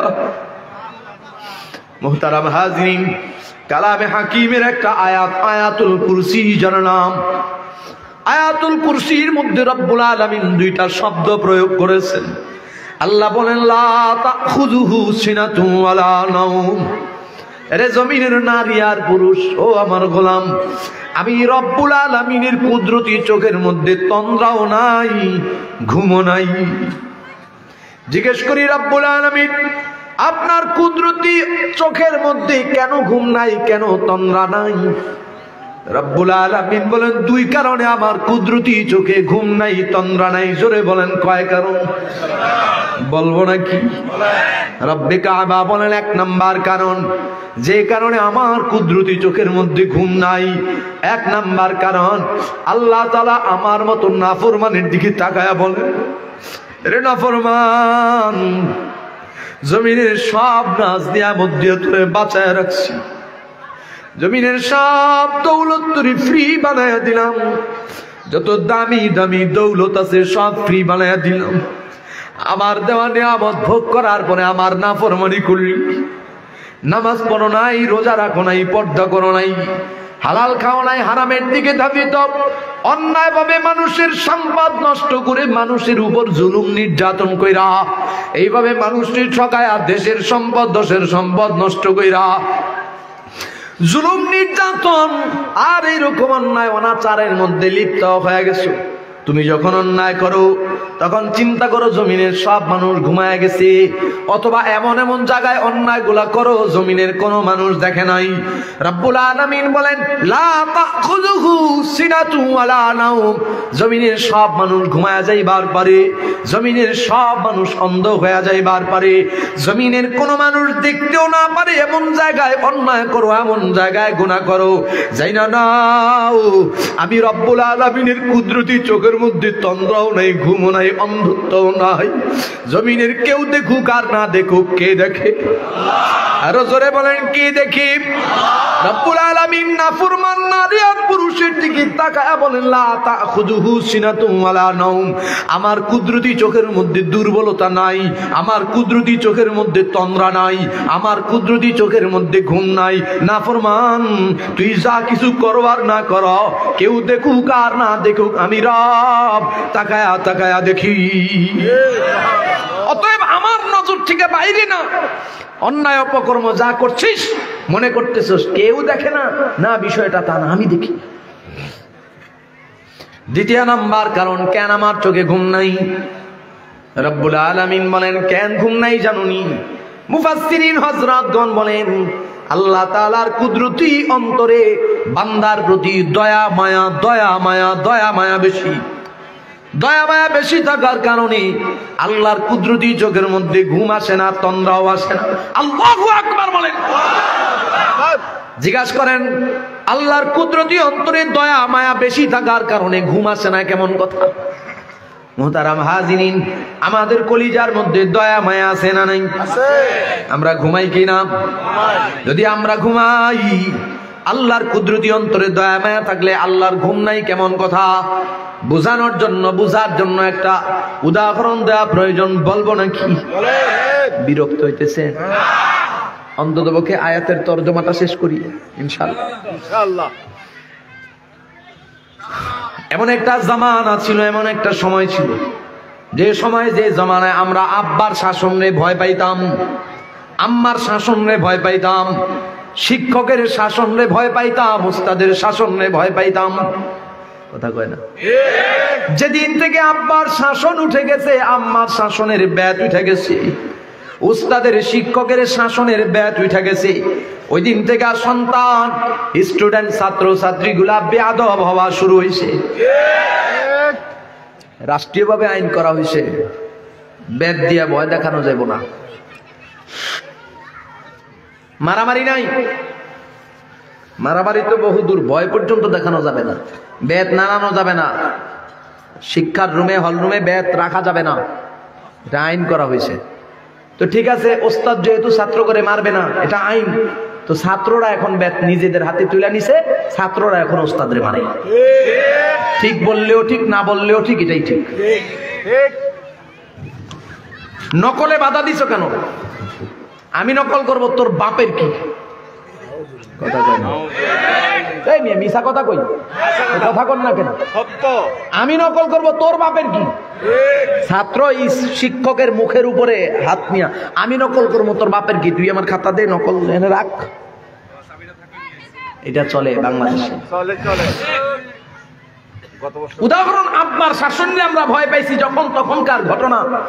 সন্তান আব্বার সাথে বেয়াদবি করছে, মহল্লার মুরব্বীর সাথে বেয়াদবি করছে, মহল্লার মুরব্বীরা শাসন করছে, কানতে কানতে সন্তান ঘরে আসছে, আব্বাই উল্টা শাসন করছে, তোর এত বড় আস্পর্ধা করতে আসলো, তুই মুরব্বীদের সাথে বেয়াদবি করলি কেন? শাসন বাইরে হয়েছে, আবার ঘরে আসার পরে রিপিট শাসন হয়েছে। এটা আসেনি এখন, যেই কদু সেই কদু, এখন শাসনও নাই, সন্তান ওই রকম। তো এইরকম একটা অপশনে সন্তান অন্যায় করছে, আব্বা শাসন করছে, তো সন্তানের চেহারা একদিকে, আব্বার চেহারা একদিকে, অভিমান। আম্মা করছে কি সন্তানের আইনা আব্বার পায়ের কাছে বলে মাপ চা, সন্তান মাপ চাইছে, আব্বা মাফ করে দিছে। কথা কয় না? আবার একদিন অন্যায় করছে, আবার মাপ চাইছি, মাপ পাইছে, আবার অন্যায় করেছে, আবার মাপ চাইছে, আবার মাপ পাওয়া গেছে। একদিন সন্তান চূড়ান্ত পর্যায়ে এমন একটা অন্যায় করেছে, যে অন্যায়টার ব্যাপারে আব্বা যদি কঠিন শাসন না করেন, তাহলে সন্তান নষ্ট হয়ে যাবে, অমানুষ হয়ে যাবে। এজন্য আব্বা কড়া একটা শাসন করেছেন, কড়া থেরাপি দিলেন। শাসন করে আব্বা ঘর থেকে বের করে দিলেন, আমার ঘরে তোমার কোনো জায়গা নাই, চলে যাও, ঘর থেকে বের হয়ে যাও, ঘরে তোমার জায়গা নাই। মুহতারাম হাজিরিন, সন্তান আব্বার অগ্নিমূর্তি দেখে, শাসনের কি বলে তীব্রতা দেখে সন্তান ঘর থেকে বের হয়ে গেছে। পাশের মহল্লায় গিয়া, বন্ধুর বাড়ি আছে, সারাদিন বন্ধুর বাড়িতে অবস্থান করেছে। সন্ধ্যা হয়ে গেছে, মাগরিবের আজান হয়ে গেছে। ঘরের মধ্যে, মহল্লার মধ্যে, দেশের মধ্যে তখন দুর্ভিক্ষের জামানা। কথা কয় না? এটা আমার বরাবর রাখেন, আপনারা এটা ফাঁক করে বসেন, এটা আমার এই বক্সটা আমার কানের কাছে ক্লিয়ার লাগবে। আপনি পিছনে যান, আপনি আমারই এনে আসেন। মাগরিবের আজান হয়ে গেছে, দুর্ভিক্ষের জামানা, টাকা পয়সা কম, যার কারণে ঘরে কুপি বাতি, হারিকেন বাতি জ্বালানোর তেল নাই। এজন্য ঘরের মানুষগুলা তাড়াতাড়ি নামাজ পড়া আউয়াল ওয়াক্তে খানা খায়া শুয়ে যাইত। কি আপনাদের দেশে ছিল না? ছিল। যখন সন্ধ্যা হয়ে গেছে, ঘরে থাকার কোনো ভালো জায়গা নাই। সারাদিন তুমি আমার ছেলের বন্ধু, সারাদিন তুমি বাড়িতে ছিলা, এখন আমার ঘরে থাকার কোনো জায়গা নাই, দরজা লাগায় দিলাম, বের হয়ে যাও। সন্তান জানে আমি যদি বাড়ি যাই, আব্বার যে অগ্নিমূর্তি দেখেছি, আব্বার এই অগ্নিমূর্তির সামনে সন্তান ঘরে দাঁড়াতে পারবে না, ঘরে ঢুকতে পারবে না। এজন্য সন্তান বাড়ির দিকে না যাওয়ার সিদ্ধান্ত করে, আবার হঠাৎ করে মনের মধ্যে একটা আশা তৈরি হয়, আব্বা যতই রাগী হোক না কেন, আব্বা যতই অগ্নিমূর্তি ধারণ করুক না কেন, ঘরে কিন্তু আমার আম্মা আছেন। আম্মার কথা চিন্তা করে সন্তান মনের মধ্যে আশা নিয়া একটু একটু পা ফালায়া ফালায়া বাড়ির দিকে রওনা হয়ে যায়। উঠানের কর্নারে গাছ আছে, গাছের গোড়ার মধ্যে সন্তান বসে থাকে। রাত্র গভীর হবে, সন্তান ঘরের মধ্যে প্রবেশ করবে, কারণ জানে আব্বা যদিও ঘুমায়া যাবে কিন্তু আম্মা ঘুমাবে না। ওদিকে আব্বা আর আম্মা দুজন খানা খাওয়ার জন্য বসেছেন। আব্বার প্লেটে আম্মা খাবার দিলেন, আব্বা খানা খায়, আম্মা প্লেটের মধ্যে কিছু খাবার নিয়ে নাড়াচাড়া করে মুখে দেয় না। আব্বা জিজ্ঞাসা করেন তুমি খাও না কেন? আম্মা তখন জবাব দেয় আপনি খায়া নেন, আমার পেটের মধ্যে একটু গন্ডগোল লাগছে। মুহতারাম হাজিরিন, শেষ পর্যন্ত আম্মা মুখের মধ্যে খাবার দেয় নাই। খাবারের প্লেটটা আম্মা রাইখা দিয়া এবার বিছানায় চলে যায়। আব্বারে বিছানা করে দেয়, মশারি টানায় দেয়, লেপ কম্বল তোষক দিয়ে আব্বারে শোয়া দেয়। আব্বা ঘুমানোর জন্য বিছানায় চলে গেলেন, আম্মা বিছানায় যায় না। জিজ্ঞাসা করে তুমি ঘুমাইবা না? আম্মা তখন বলে আপনি ঘুমায়া যান, আমার হাতে কিছু কাজ বাকি আছে। একবার এই পাশের রুম আর একবার ওই পাশের রুম, একবার এদিকে একবার ওদিকে, দরজা জানালা টুকটাক আম্মা ব্যস্ততা দেখায়। রাত্র গভীর হয়ে গেছে, সন্তান প্রচন্ড ঠান্ডার মধ্যে, শীতের মধ্যে দরজার সামনে দাঁড়ায় থরথর করে কাঁপতেছে। রাত্র গভীর হয়ে গেছে, ইতমিনান হয়ে গেছে, আব্বা এখন ঘুমায় গেছেন। সন্তান দরজার মধ্যে হালকা আওয়াজে একটু নক কইরা ডাক দেয় আম্মা। হালকা আওয়াজে আম্মা করে ডাক দিয়েছে অম্মি, মা জননী। পাগলের মতো দৌড়ায় আইসা দরজা খুলে সন্তানটারে হাত বাড়ায় আঁচল লাগায়া দিয়া সন্তানরে বুকের মধ্যে টাইনা নেয়, কপালে চুমা খায়, মাথার মধ্যে বিলি কাটে, আদর করে। আম্মা কান্দে আর আম্মাও শাসনের ভঙ্গিতে বলে তোর আব্বা এমনিতেই রাগী মানুষ, এমনিতেই অনেক কথা বলে, তাই বলে ঘর থেকে চলে যাওয়া লাগে নাকি?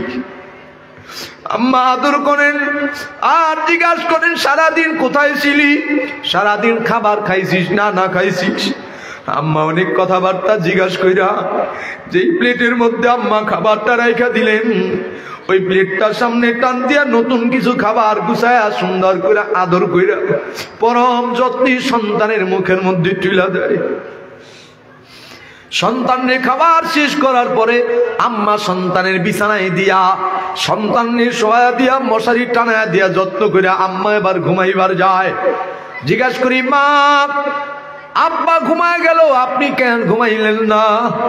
মা তখন কান্দে আর জবাব দেয় আমি যদি ঘুমায়া যাই, আমার কলিজার টুকরা সন্তান যদি রাত বিরাতে এসে আমার ডাক দেয়, গভীর রাত্রে কনকনে শীতের মধ্যে যদি আমার সন্তান বাইরে দাঁড়ায় দাঁড়ায় কষ্ট পায়, কি অবস্থা হবে? আমার সন্তানের ঠান্ডা লাগবে, জ্বর লাগবে। আমি মা ঘুমাই নাই, আমি যদি ঘুমায়া যাই কে সন্তানরে দরজা খুলে দিবে? কে সন্তানরে আদর করে ঘরে ঢুকাবে, খানা খাওয়াবে? কে পরম যত্নে ঘুম পাড়াবে? জিজ্ঞাসা করি তাইলে আব্বা কি আমাকে মোহাব্বত করে না, আমাকে মায়া করে না? আম্মা বলে তোর আব্বাও তোরে দয়া করে, মায়া করে, তবে আব্বা যদি এতটুকু শাসন না করেন তোর সন্তান মানুষ হবে না। এই জন্য আব্বা দয়া মায়াটারে চাপা দিয়া রাখেন শাসনের ভিতরে, শাসনটা দেখান কিন্তু দয়া মায়া দেখাইতে পারেন না। আসলে আব্বার অন্তরেও সন্তানের প্রতি দয়া মায়ার কমতি নাই। কথা জোরে বলেন ঠিক না বেঠি? মুহতারাম হাজিরিন, এই যে আম্মা ঘুমায় নাই, সন্তানের জন্য আম্মার কলিজার মধ্যে দয়া মায়া বেশি। দয়া মায়া বেশি থাকার কারণে আম্মার চোখের মধ্যে ঘুম নাই। ঠিক তেমনি ভাবে সন্তানের প্রতি মায়ের কলিজার মধ্যে যতটুকু দয়া মায়া, তার চাইতেও হাজারো হাজারো কোটি কোটি গুণে বেশি বান্দার প্রতি রব্বুল আলামিনের কুদরতি অন্তরে দয়া মায়া। এই জন্য রব্বুল আলামিন বলেন আমার চোখে কুদরতি চোখে ঘুম নাই, তন্দ্রা নাই। কেন নাই জানো? রাত্র গভীরে, রাতের শেষাংশে, রাতের শুরুতে, দিনের শুরুতে, দিনের গভীরে, দিনের মাঝখানে, দিনের শেষাংশে যদি আমার কোনো গুনাহগার বান্দা বান্দি যদি তাওবার দরজার মধ্যে একটা নাড়া দিয়ে দেয়, আল্লাহ বলে যদি একটা ডাক দেয়, আর নিজের সবগুলা ভুলের জন্য তাওবা করে, গুনাহের জন্য তওবা করে আমি রব যদি ঘুমায়া যাই, আমার বান্দারে গভীরে রাত্রে কে দরজা খুলে দিবে? তাওবার দরজাটা খুলি, আমার বান্দাকে কে গুনাহগুলা ধোয়াবে, মুছাবে? আমার বান্দারে রহমত বরকত দিয়া ধোয়া মুছায়া আমার বান্দার জাহান্নামের তালিকা থেকে নামটা কাটিয়া জান্নাতি কে বানাবে? এজন্য আমি রবের কুদরতি চোখে ঘুম নাই, তন্দ্রাও নাই। কি পরিমাণ দয়া মায়া আল্লাহ তাআলার কুদরতি অন্তরে বান্দার প্রতি। কেন? আল্লাহ বলেন আমি ইমানদারকে ভালোবাসি, মায়া করি, মোহাব্বত করি। এত পরিমাণ মোহাব্বত করি, আমার গোলামকে আমি এত পরিমাণ মোহাব্বত করি যে আমার গোলামের যদিও সে নাফরমানি করে, আমার গোলাম ইমানদার না, ইমানের বাইরে যদি কেউ সে আমার নাফরমানিও করে, তবুও সাকরাতুল মাউতের আগ পর্যন্ত আমি তার জবানের দিকে তাকায়া থাকি, কখন সে কালিমা পড়বে, কখন সে ফিরে আসবে। সুবহানাল্লাহ, সুবহানাল্লাহ। মুহতারাম হাজিরিন, একজন ইমানদারের ইমানের কত দাম! পৃথিবীতে ইমানদার থাকবে একজন, সব নাফরমানি করবে, এরপরও আল্লাহ নিয়ামত খাওয়াবেন। সুবহানাল্লাহ, হা আল্লাহু আকবার। এই যে ইমান দিয়ে আল্লাহ তাআলা দামি বানাইছেন, আরেকটা জিনিস দিয়ে আল্লাহ দামি বানায় মানুষকে, বলবো? এলেম। এলেম কি? এলেম। ইমানের পাশাপাশি যদি কারো দিলের মধ্যে দৌলতে এলেম থাকে, তো আল্লাহ তার দাম আরো বাড়ায় দেয়। ইয়ারফাইল্লাহুল্লাযীনা আমানু মিনকুম ওয়াল্লাযীনা উতুল ইলমা দারাজাত। জোরে বলেন সুবহানাল্লাহ। এলেম দিয়ে আল্লাহ দামি বানায়, ইমান দিয়ে আল্লাহ দামি বানায়। যে এলেম দিয়ে doctor, doctor, engineer, minister, barrister, OC, AC, DC, SP, chairman, member, MP, মন্ত্রী, যে এলেম দিয়া হয় এই এলেম না, তবে এই এলেমকে অস্বীকার করার কোনো সুযোগ। দুনিয়াবি এলেম অবশ্যই দরকার আছে, অবশ্যই দরকার আছে, তবে বুঝার জন্য বাবা আমি আর বিরক্ত করব না, একটু এর মধ্যে ইনশাআল্লাহ শেষ করব। খেয়াল করেন, এই দুনিয়াবি এলেম অবশ্যই দরকার আছে, তবে দুনিয়াবি এলেমটা কাকে শিখাবেন? মানুষকে না জানোয়ারকে? জোরে কোন? মানুষকে শিখাতে হবে, জানোয়ারকে শিখায় লাভ নাই। বলবেন হুজুর এত কড়া কথা, দুনিয়াবি এলেম কি জানোয়াররা শিখে? না, আপনি যদি দুনিয়াবি এলেম সন্তানকে শিখান, ওরে আগে মানুষ বানাইতে হবে, মানুষ বানায়া তারপরে দুনিয়াবি এলেম তার মধ্যে দিতে হবে। যদি কেউ মানুষ না বানায়া ডাইরেক্ট দুনিয়াবি এলেম শিখায়া দেন, তাইলে ও কি হবে? কাল আনআম বাল হুম আদাল উলাইকা হুমুল গাফিলুন। নমুনা কি? নমুনা হলো ডাক্তার শাহেদ আর সাবরিনা। কথা কয় না? দুনিয়াবি এলেম শিখছে কিন্তু মানুষ হয় নাই। করোনা টেস্ট পরীক্ষা, আপনি বিদেশ যাত্রী অথবা আপনি শিল্পপতি, 2 দিন পর পর আপনার আমেরিকা যাওয়া লাগে, লন্ডন যাওয়া লাগে, হ্যাঁ, চীন, রাশিয়া, জাপানে আপনি সফর করেন, হ্যাঁ, আরব আমিরাতে সফর করেন, আপনি শিল্পপতি, যাইতেই হয়। তো আপনাকে আইছেন পরীক্ষা করার জন্য, রেজাল্ট হয়েছে নেগেটিভ, আপনারে দেখানো হয়েছে নেগেটিভ। ঠিক আছে স্যার, কাগজ আরে রাখেন, কাগজ আপনারে দিমু দেওয়ার জন্যই তো, এত সহজে না। আপনার এখানে নেগেটিভ আসছে ঠিক, কিন্তু আমি পজিটিভ লাগাই দিব। ডাক্তার সাহেব সাবরিনারা কি করছে? আপনার এখানে নেগেটিভ ঠিক আছে, কিন্তু আমি পজিটিভ বানায় দিব। স্যার এটা কোনো কথা? কোনো কথা নাই। 4 লাখ টাকা ঢালেন, 5 লাখ টাকা, 10 লাখ টাকা পর্যন্ত একজনের কাছ থেকে নেওয়া হয়েছে। ওই বেটার এখন যাইতে হবে, কিছু করার নাই। 70,000 টাকা দিয়ে টিকিট কাটা, তারপরে জরুরি ব্যবসায়িক কার্যক্রম তার লাগবেই, অথবা এই করোনার নেগেটিভ সার্টিফিকেটটা তার বাকি জিন্দেগি সবসময়। তখন তো এত গুরুত্বপূর্ণই ছিল, কিছু করার নাই। বেটা 10 লাখ ঢালছে, ওটারে নেগেটিভ বানায় দিয়া দিছে। আরেকজনের আসছে পজিটিভ, এবার আগামীকাল টিকিট ফাইনাল, বিকাল 3টায় উনি যাবে। এখন ওনার যে পজিটিভ, স্যার এখন এটা নেগেটিভ বানাই দিব, সমস্যা নেই। কত? 5 লাখ টাকা ঢালেন। কথা কয় না? এই নিয়ে আপনারা না জানলেও আমি জানি। কেন জানেন? কারণ করোনার রুগী না, করোনার রুগী না, 360টা লাশ করোনায় শুধু মারা গেছে, 360টা লাশ। এই 360টা লাশের দাফন আমরা যেই কয়জন করছি, এর মধ্যে আমি একজন। এর মধ্যে আওয়ামী লীগ, বিএনপি, জাতীয় পার্টি, হিন্দু, বৌদ্ধ, খ্রিস্টান এরাও ছিল। আল্লাহর নামের কসম করে বলি, কেউ যদি আল্লাহর নামের কসম করার পরে মিথ্যা কথা বলে, তার ঈমান থাকে না। আর এই কসম করার পরে কেউ যদি বিশ্বাস না করে, তার ঈমান থাকে না। এই কসমের পর বলতেছি, আওয়ামী লীগের নেতা লাশ দাফন করছি, কর্মী পাশে পাই নাই। বিএনপির নেতা দাপন করছি, কর্মী পাশে পাই নাই। কর্মী লাশ দাপন করছি, নেতা পাশে পাই নাই। হাত্তাকে আব্বার লাশ দাপন করছি, সন্তান পাই নাই। সন্তানের লাশ দাপন করছি, আব্বা পাই নাই। হ্যাঁ, কথা অনেক লম্বা হয়ে যায়। এমন লাশেরও দাফন করার জন্য আমাদের টিম গিয়েছে। অর্ধেক লাশ পানিতে, অর্ধেক উপরে পড়া ছিল। 2 দিন অথবা আধা দিন, 1.5 দিন এরকম পড়া ছিল। অর্ধেক লাশ ঘরের দৌড় আছে না, আমরা দৌড় বলি, নিচের যে ইটা, এই অর্ধেক ভিতরে অর্ধেক বাইরে পড়া ছিল। ওই অবস্থায় গিয়ে আমাদের টিম লাশ উদ্ধার করছে।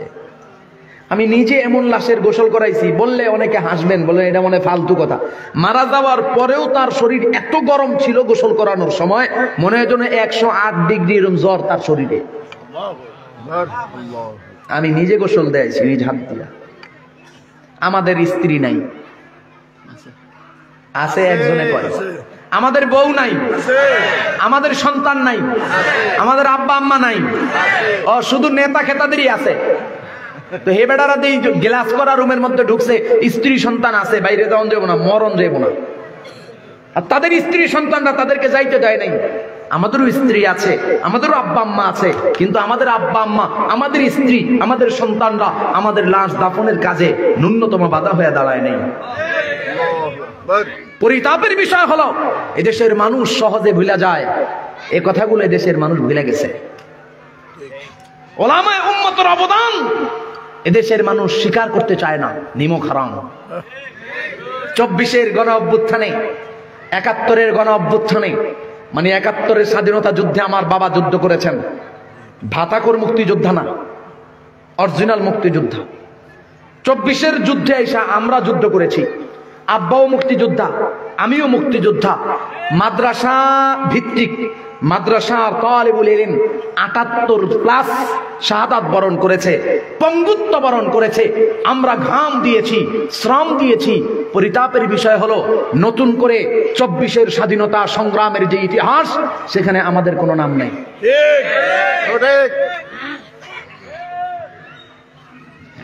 নিমক হারামি করিয়েন না, এত বেঈমানি করিয়েন না। যার উসিলায় সিন্নি খাইলেন, চিনলেন না, এটা যেন না হয়। কোন কথা থেকে এই কথাগুলোর মধ্যে আসছি? আল্লাহুম্মা সাল্লি আলা সাইয়্যিদিনা মুহাম্মদ সাল্লাল্লাহু আলাইহি ওয়া আলিহি ওয়া সাল্লাম। আল্লাহুম্মা সাল্লি আলা সাইয়্যিদিনা মুহাম্মদ সাল্লাল্লাহু আলাইহি ওয়া আলিহি ওয়া সাল্লাম। এই যে সার্টিফিকেট পাল্টায়া, পজিটিভ রে নেগেটিভ, নেগেটিভ রে পজিটিভ, 10 লাখ 5 লাখ। এই লোকটা দুনিয়ার শিক্ষায় শিক্ষিত হয়েছে, কিন্তু কি হয় নাই? মানুষ হয় নাই। জোরে কন। চেহারাটা দেখতে ভালো, পোশাকটাও চমৎকার, অন্তরে তার কালি ভরা, কাজটা বড় কদাকার। চেহারাটা দেখতে ভালো, পোশাকটাও চমৎকার, অন্তরে তার কালি ভরা, কাজটা বড় কদাকার। এই মানুষের ভিড়ে আজি, এই মানুষের ভিড়ে আজি আসল মানুষ নাই রে নাই।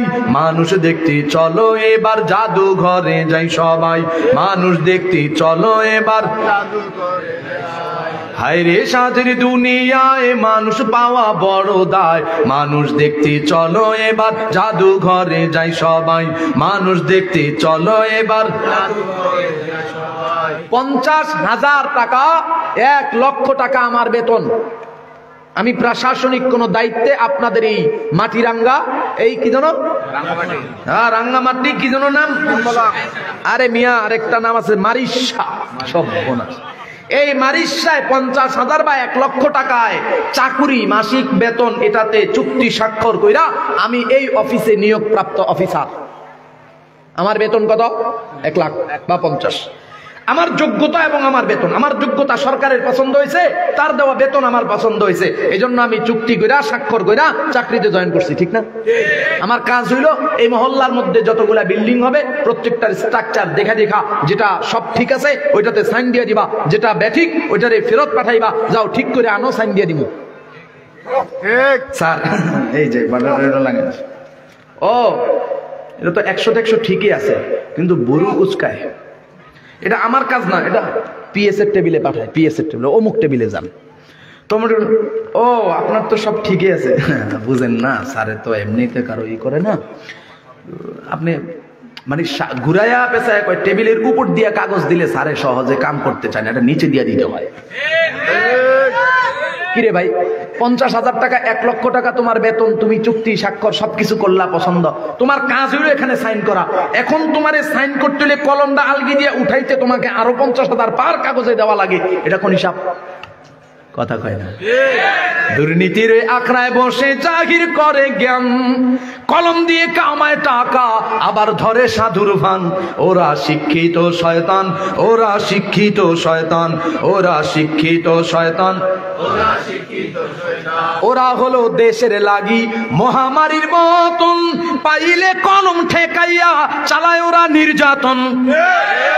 ওরা হলো দেশের লাগি মহামারীর মতন, পাইলে কলম ঠেকাইয়া চালায় ওরা নির্যাতন। ঘুষের টাকায় ওদের ভুড়ি, ঘুষের টাকায় ওদের ভুড়ি করে যে টান টান।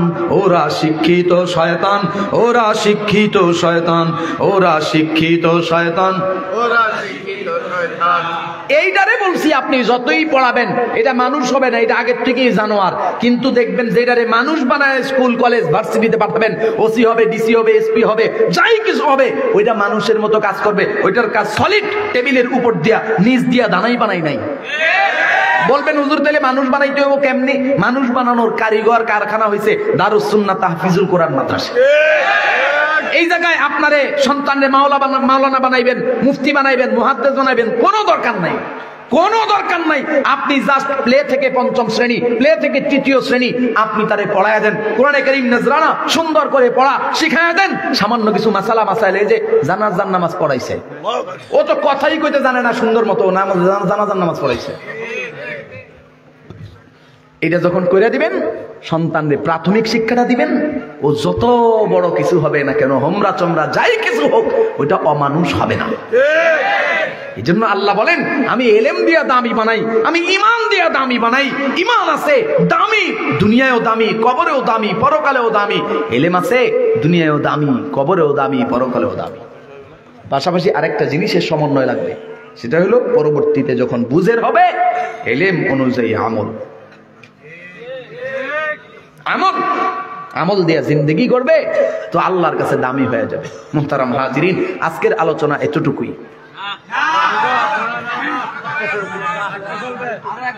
আমি তো এত রাত পর্যন্ত কথা কই না, আমার ফজরের নামাজ। এই শোনেন, রাত্র 2:30, 3টা, 3:30টায় শুইছি, 4টা বাজে শুইছি। ফজরের নামাজ কয়টায় হয়? 4:45টায় হয়। আরে এখনই না, অন্য সময়ের কথা বলতেছি। মনে করেন 4:30টায় শুইছি বা 4টায় শুইছি, 4:30টায় ফজরের নামাজ, 4:45টায় ফজরের নামাজ, 5টায় ফজরের নামাজ। আলহামদুলিল্লাহ সুম্মা আলহামদুলিল্লাহ। আপনাদেরকে শোনানোর জন্য বলতেছি না, মাফ করেন, আমি আসলে জ্বরে আক্রান্ত, কারণ মুখ থেকে একটু ছিটে, জ্বর থাকলে তো ভিতরে ঘা, এই জন্য। তো আমি এই যে 4টায় শুইছি, আল্লাহর রহমতে কোনোদিন ফজর বাদ যায়নি। আলহামদুলিল্লাহ। তাহলে আপনি আমার ওয়াজ যদি 1টা পর্যন্ত শুনে ফজর বাদ দেন, এমন ওয়াজের গোষ্ঠী কিলাই আমি।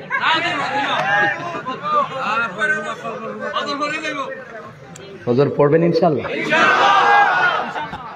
আমি চাইতেছি না আর কথা বলতে, কিন্তু আমারে যদি কথা বলান তাহলে কেউ রাগ করতে পারবেন না। আমি আয়াতের তর্জমা করব, কেউ রাগ করবেন না ইনশাআল্লাহ। যদি কেউ রাগ করেন তাহলে আল্লাহর উপর রাগ করবেন, আমার উপরে না। আচ্ছা, আল্লাহ বললেন ইমান দিয়া দামি বানাইছি, এলেম দিয়া দামি বানাইছি, আল্লাহর মুহাব্বতের পাত্র বানাইছি।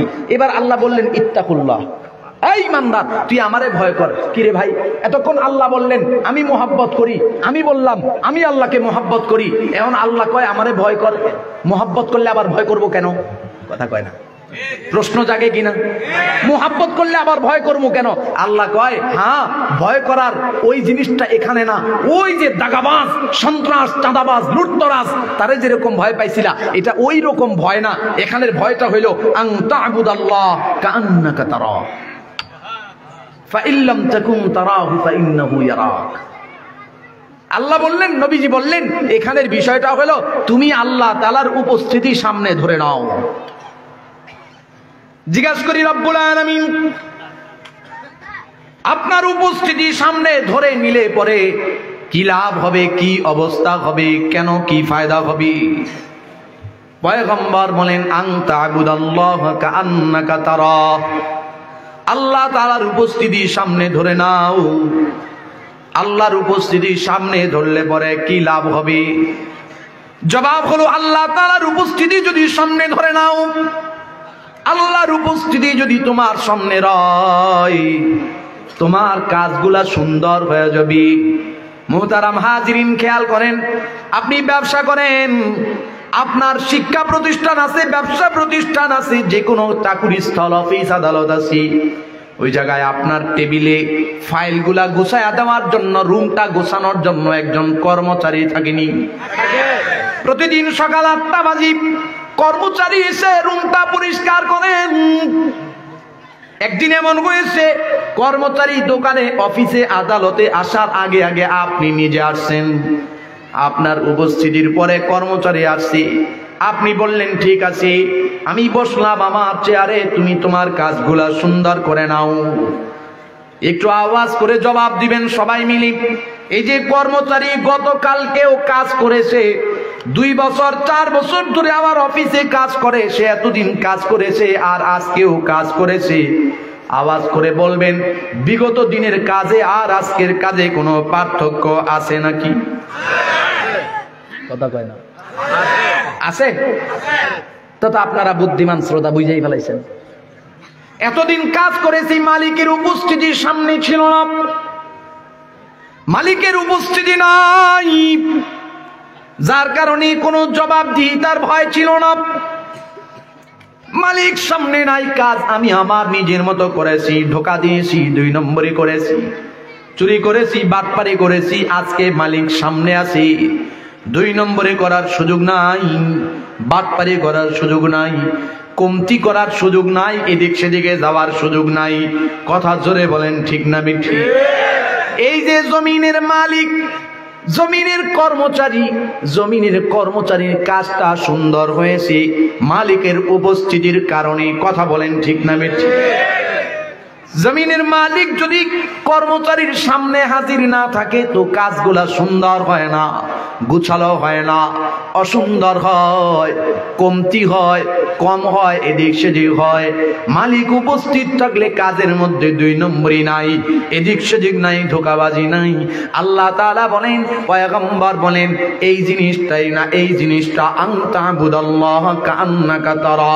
আল্লাহ বললেন ইত্তাকুল্লাহ, এরে ঈমানদার, তুমি তোমার মালিক আল্লাহ তাআলাকে সামনে ধরে নাও। তোমার মালিক আল্লাহ তাআলার সামনে দাঁড়ানো আছে, তুমি তোমার 2 চোখ দিয়া আসমানের মালিক আল্লাহ দেখতেছ।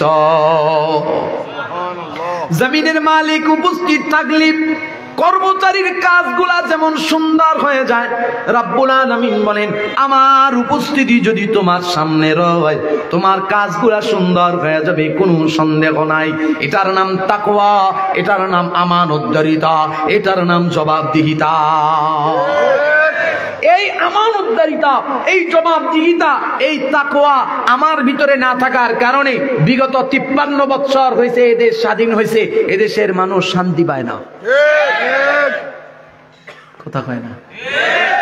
53 বছর ধরে যারা আসছে গেছে, আমানতদারিতা ছিল না, তাকওয়া ছিল না, জবাবদিহিতা ছিল না। এই জবাব কার কাছে দিমু? আমি তো মনিব, এটি তো সব আমার গোলাম। যে এই জায়গায় বসে সেই নিজেরে মালিক ভাবা শুরু করে, সেই নিজেরে প্রভু ভাবা শুরু করে, আর এখানে নিচে যারা থাকে এরা সব আমার গোলাম। অথচ আরবির একটা প্রবাদ আছে, সাইয়্যিদুল কওমি খাদিমুন, প্রত্যেক কওমের নেতা যিনি, প্রত্যেক দেশের নেতা যিনি, প্রত্যেক দলের নেতা যিনি, তিনি হইল ওই সব সদস্যদের একজন কর্মচারী। আমাদের দেশের এই গদিতে যারা বসে সবাই নিজেরে প্রভু ভাবা শুরু করে, আর আমাদেরকে ওই কলুর বলদ, আমাদেরকে কর্মচারী ভাবা শুরু করে। অতএব জবাব কার কাছে দিমু? আমানতদারিতা কার কাছে দেখামু? এই দেশটা তো আমারই, দেশটা তো আমার বাপেরই, দেশটা তো আমার অমুকেরই। অতএব যা কিছু করা লাগে, পুঁজিপাট্টা যা গোছান লাগে আমি গোছাইতে থাকি। এরকম গোছাইতে গোছাইতে, এরকম করতে করতে স্বাধীনতার 53 বছর পরে আজকের বাংলাদেশের উপস্থিত পরিস্থিতি হলো, আজকে এই দিনেও যদি আপনার ঘরে আমার ঘরে একটা সন্তান জন্ম নেয়, কমপক্ষে 1 থেকে 1.25 লক্ষ টাকার ঋণ তার মাথার উপরে। কিরে ভাই, 53 বছর হয়েছে স্বাধীনতা করলাম, বিজয় করলাম দেশ। আমাদের আব্বারা যুদ্ধ করছে, আপনারা মুরব্বীরা যুদ্ধ করছেন, আপনাদের সন্তানরা যুদ্ধ করলো। তাহলে এই স্বাধীনতার পরবর্তী 53 বছর ধরে আজকের এই দিনে যদি সন্তান জন্মায়, তার মাথায় 1.25 লক্ষ টাকার ঋণ। তার মানে যে সন্তানটা আজকে জন্মাইলো সে চুরি করেছে, কথা কয় না, ডাকাতি করছে, দেশের সম্পদ লুটপাট করছে। কত কষ্ট করে হাজার হাজার মাইল দূর যে সন্তানটা থাকে, আব্বা নাই আম্মা নাই, সন্তান সাইরা বিদেশে প্রবাসে, তাদের পাঠানো এই রেমিটেন্স একদিক দিয়ে আসে, আরেক দিক দিয়ে চোর চোট্টারা পাচার করে। এরকম করতে করতে আজকের দিনের এই পরিস্থিতি। স্বাধীনতার বয়স পেরিয়ে 53তে পা দিলাম, ওরা তো সবই পেল, আমরা বলো কি পেলাম? শান্তির লাগি কান্দা মরি, শান্তির নাগি কোথাও লেশ, দেখতে দেখতে গোল্লায় গেল আমার সোনার বাংলাদেশ। একে একে শেষ করেছি, সবার দেখা হইল শেষ, দেখতে দেখতে গোল্লায় গেল আমার সোনার বাংলাদেশ, দেখতে দেখতে গোল্লায় গেল আমার সোনার বাংলাদেশ। এর জন্য যুদ্ধ করছে আমার বাবারা, এর জন্য যুদ্ধ করছেন আপনারা। জুলুম ছিল, অন্যায় ছিল, মানুষের মুখে ভাত ছিল না, ক্ষুধা ছিল, নারীদেরকে ধর্ষণ করা হইতো। এইভাবে এই সব কিছু থেকে, জুলুম থেকে বাঁচার জন্য, ক্ষুধা থেকে মুক্তি পাওয়ার জন্য, ধর্ষণ থেকে মুক্তি পাওয়ার জন্য আমার ভাইরা, বাবারা, চাচারা যুদ্ধ করছেন। আজকে 53 বছর পর এদেশে কোনো খুন হয় না, গুম হয় না, ধর্ষণ হয় না, এদেশের মানুষ স্বয়ং সম্পন্ন, সবার পেটে খাবার। চিত্রটা কি? মাত্র 4,500 টাকায় সন্তান বিক্রি করে দেয় আব্বার ক্ষুধার যন্ত্রণায়। কারা করলো? ঘুরা ফিরা ব্যক্তির পরিবর্তন হয়েছে, ব্যক্তির পরিবর্তন হয়েছে, গতির পরিবর্তন হয়েছে, কিন্তু নীতি আদর্শের পরিবর্তন হয় না। এই জন্যই বাংলাদেশের এক মহাপুরুষের বিপ্লবী আওয়াজ, শুধু নেতা নয়, নীতির পরিবর্তন চাই। যতদিন পর্যন্ত শুধু ব্যক্তি পরিবর্তন হবে, ব্যক্তি আসবে, ব্যক্তি যাবে, কিন্তু নীতি আদর্শের পরিবর্তন হবে না, ততদিন পর্যন্ত এদেশের মানুষের কপালে শান্তি আসবে না। অতএব যুব সমাজ, আমি জানি না আপনারা কে কোন দল করেন, আমি নিজেও কোনো রাজনৈতিক দলের কর্মী নই যে আপনাদেরকে রাজনৈতিক দলের ওয়াজ কর্ম দাওয়াত দিব, ওইটা না। বাকি আপনাদের বিবেকের কাছে এতটুকু রেখে যাই, 53 বছর ধরে আমরা যাদের পিছনে শ্রম দিলাম, ঘাম ঝরাইলাম, রক্ত দিলাম, জীবন দিলাম, তারা আমাদের রক্তের সাথে প্রতারণা করেছে, বেঈমানি করেছে। আমার নবজাতক সন্তান অন্যায় করে নাই, চুরি করে নাই, চাঁদাবাজি করে নাই, টেন্ডারবাজি করে নাই, ডাকাতি করে নাই, খুন করে নাই, গুম করে নাই। আমার নবজাতক সন্তানের উপরে 1.25 লক্ষ টাকার ঋণ চাপায়া যারা দিছে, তারা ঘুরে ফিরে একই। অতএব আল্লাহর দেওয়া ঘাম, আল্লাহর দেওয়া শ্রম, আল্লাহর দেওয়া জাওয়ানি আর লম্পটদের পিছনে নয়, আর চাঁদাবাজদের পিছনে নয়, টেন্ডারবাজদের পিছনে নয়, মজুদদারির পিছনে নয়, জুলুম নির্যাতন যারা করে, এদেশের মাটি যারা বিক্রির ষড়যন্ত্র করে, ভিনদেশী প্রভুদের, ভিনদেশের শাসকদেরকে যারা প্রভু মেনে তাদের তাবেদারি করে, এদেরকে আমাদের এই মসনদে আর দেখতে চাই না। যদি এতটুকু শপথ নিতে পারেন, যদি এতটুকু ইহসাস ভিতরে তৈরি করতে পারেন, আশা করা যায় আগামীর বাংলাদেশ শান্তির বাংলাদেশ হবে ইনশাআল্লাহ। কি বলছিলাম? কেন এই অশান্তি? তাকওয়া নাই, আমানতদারিতা নাই। আল্লাহ বললেন আমানুত্তাকুল্লাহ, নবী বললেন আন তা'বুদাল্লাহ কাআন্নাকা তারা। ওগো নবী, আমি তো আমার মালিকরে দেখতেছি না। নবীজি বললেন, হ্যাঁ, তোমার চোখে দুর্বলতা থাকতে পারে, তোমার চোখে অন্ধত্ব থাকতে পারে, তোমার চোখে জং থাকতে পারে, কিন্তু লা তাখুযুহু সিনাতুন ওয়ালা নাওম। আল্লাহর কুদরতি চোখের মধ্যে ঘুম নাই, তন্দ্রা নাই, অন্ধত্ব নাই, জং নাই। তুমি না দেখো, তোমার মালিক আল্লাহ দেখতেছে। কথা কয় না? ওরে মন কার লাগিয়া কান্দ দিবা রাতি, কার লাগিয়া কান্দ দিবা রাতি, ভেবে দেখো কেউ হবে না, ভেবে দেখো কেউ হবে না তোমার সঙ্গে সাথী, কার লাগিয়া কান্দ দিবা রাতি। মুহতারাম মুহাজিরিন, এবার রব্বুল আলামিন বললেন আল্লাহকে ভয় করো, মানা হলো আল্লাহর উপস্থিতির সামনে ধরে নাও। উপস্থিতির সামনে ধরে নিলাম, আল্লাহ বললেন আমার উপস্থিতি যদি সামনে ধরে নাও কাজগুলা সুন্দর হবে।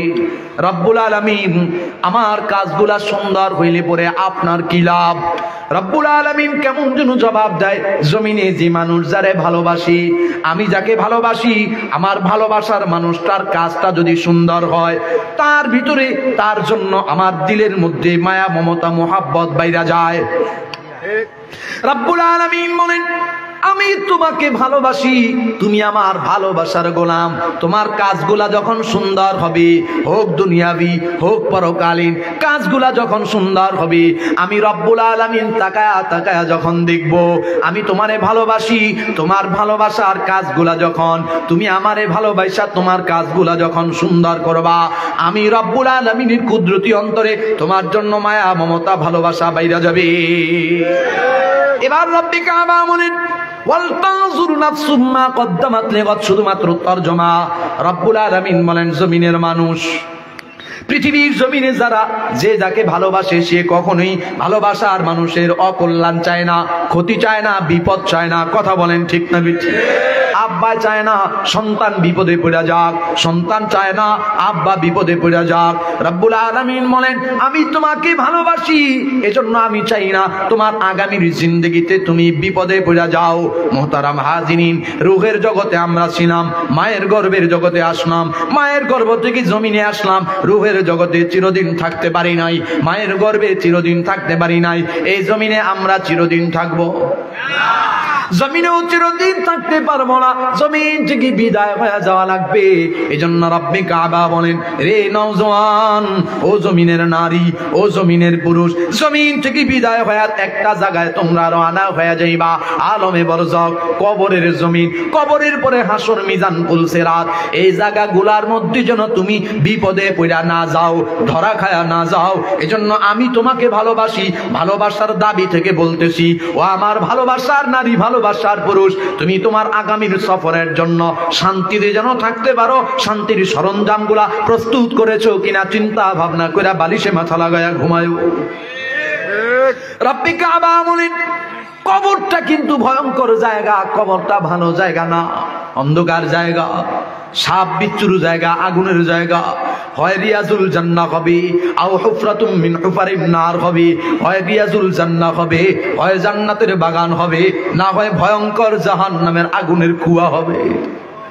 রব্বি কাবা বলেন হায়াতে জিন্দেগিতে এমন এমন কাজগুলা করবি যে কাজগুলার কারণে কবরে বাতি জ্বলা যায়, যে কাজগুলার কারণে কবরে সাথী জুড়ায়া যায়, যে কাজগুলার কারণে কবরটা জান্নাতের টুকরা বাগান হয়ে যায়। এরে গোলাম আমি তোমারে ভালোবাসি, ভালোবাসার দাবি থেকে বললাম কবরের সামান সংগ্রহ কইরা মরার জন্য প্রস্তুত হয়ে নাও।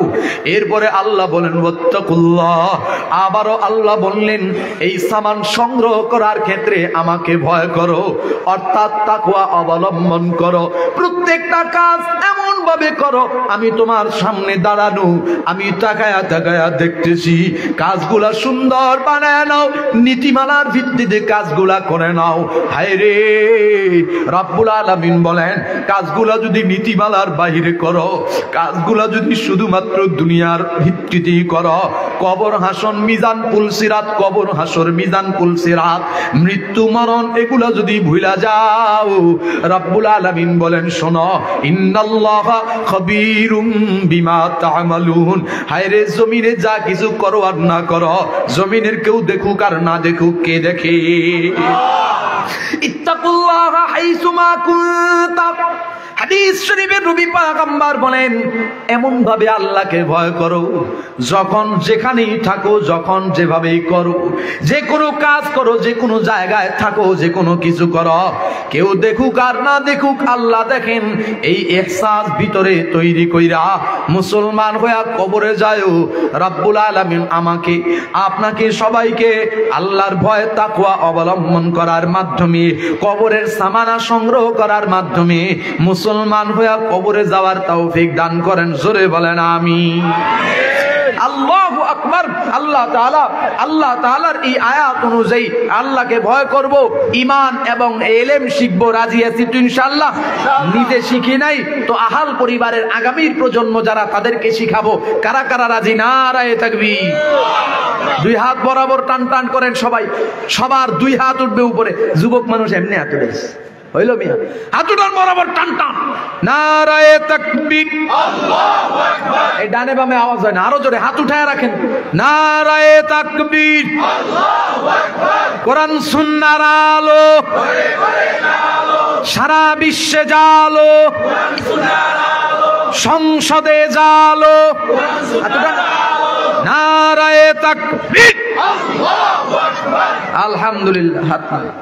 যা কিছু বললাম শুনলাম, আল্লাহ আমাকে আমল করার তৌফিক দান করে, সবাইকে আমল করার তৌফিক দান। কারো কিছু বলার আছে?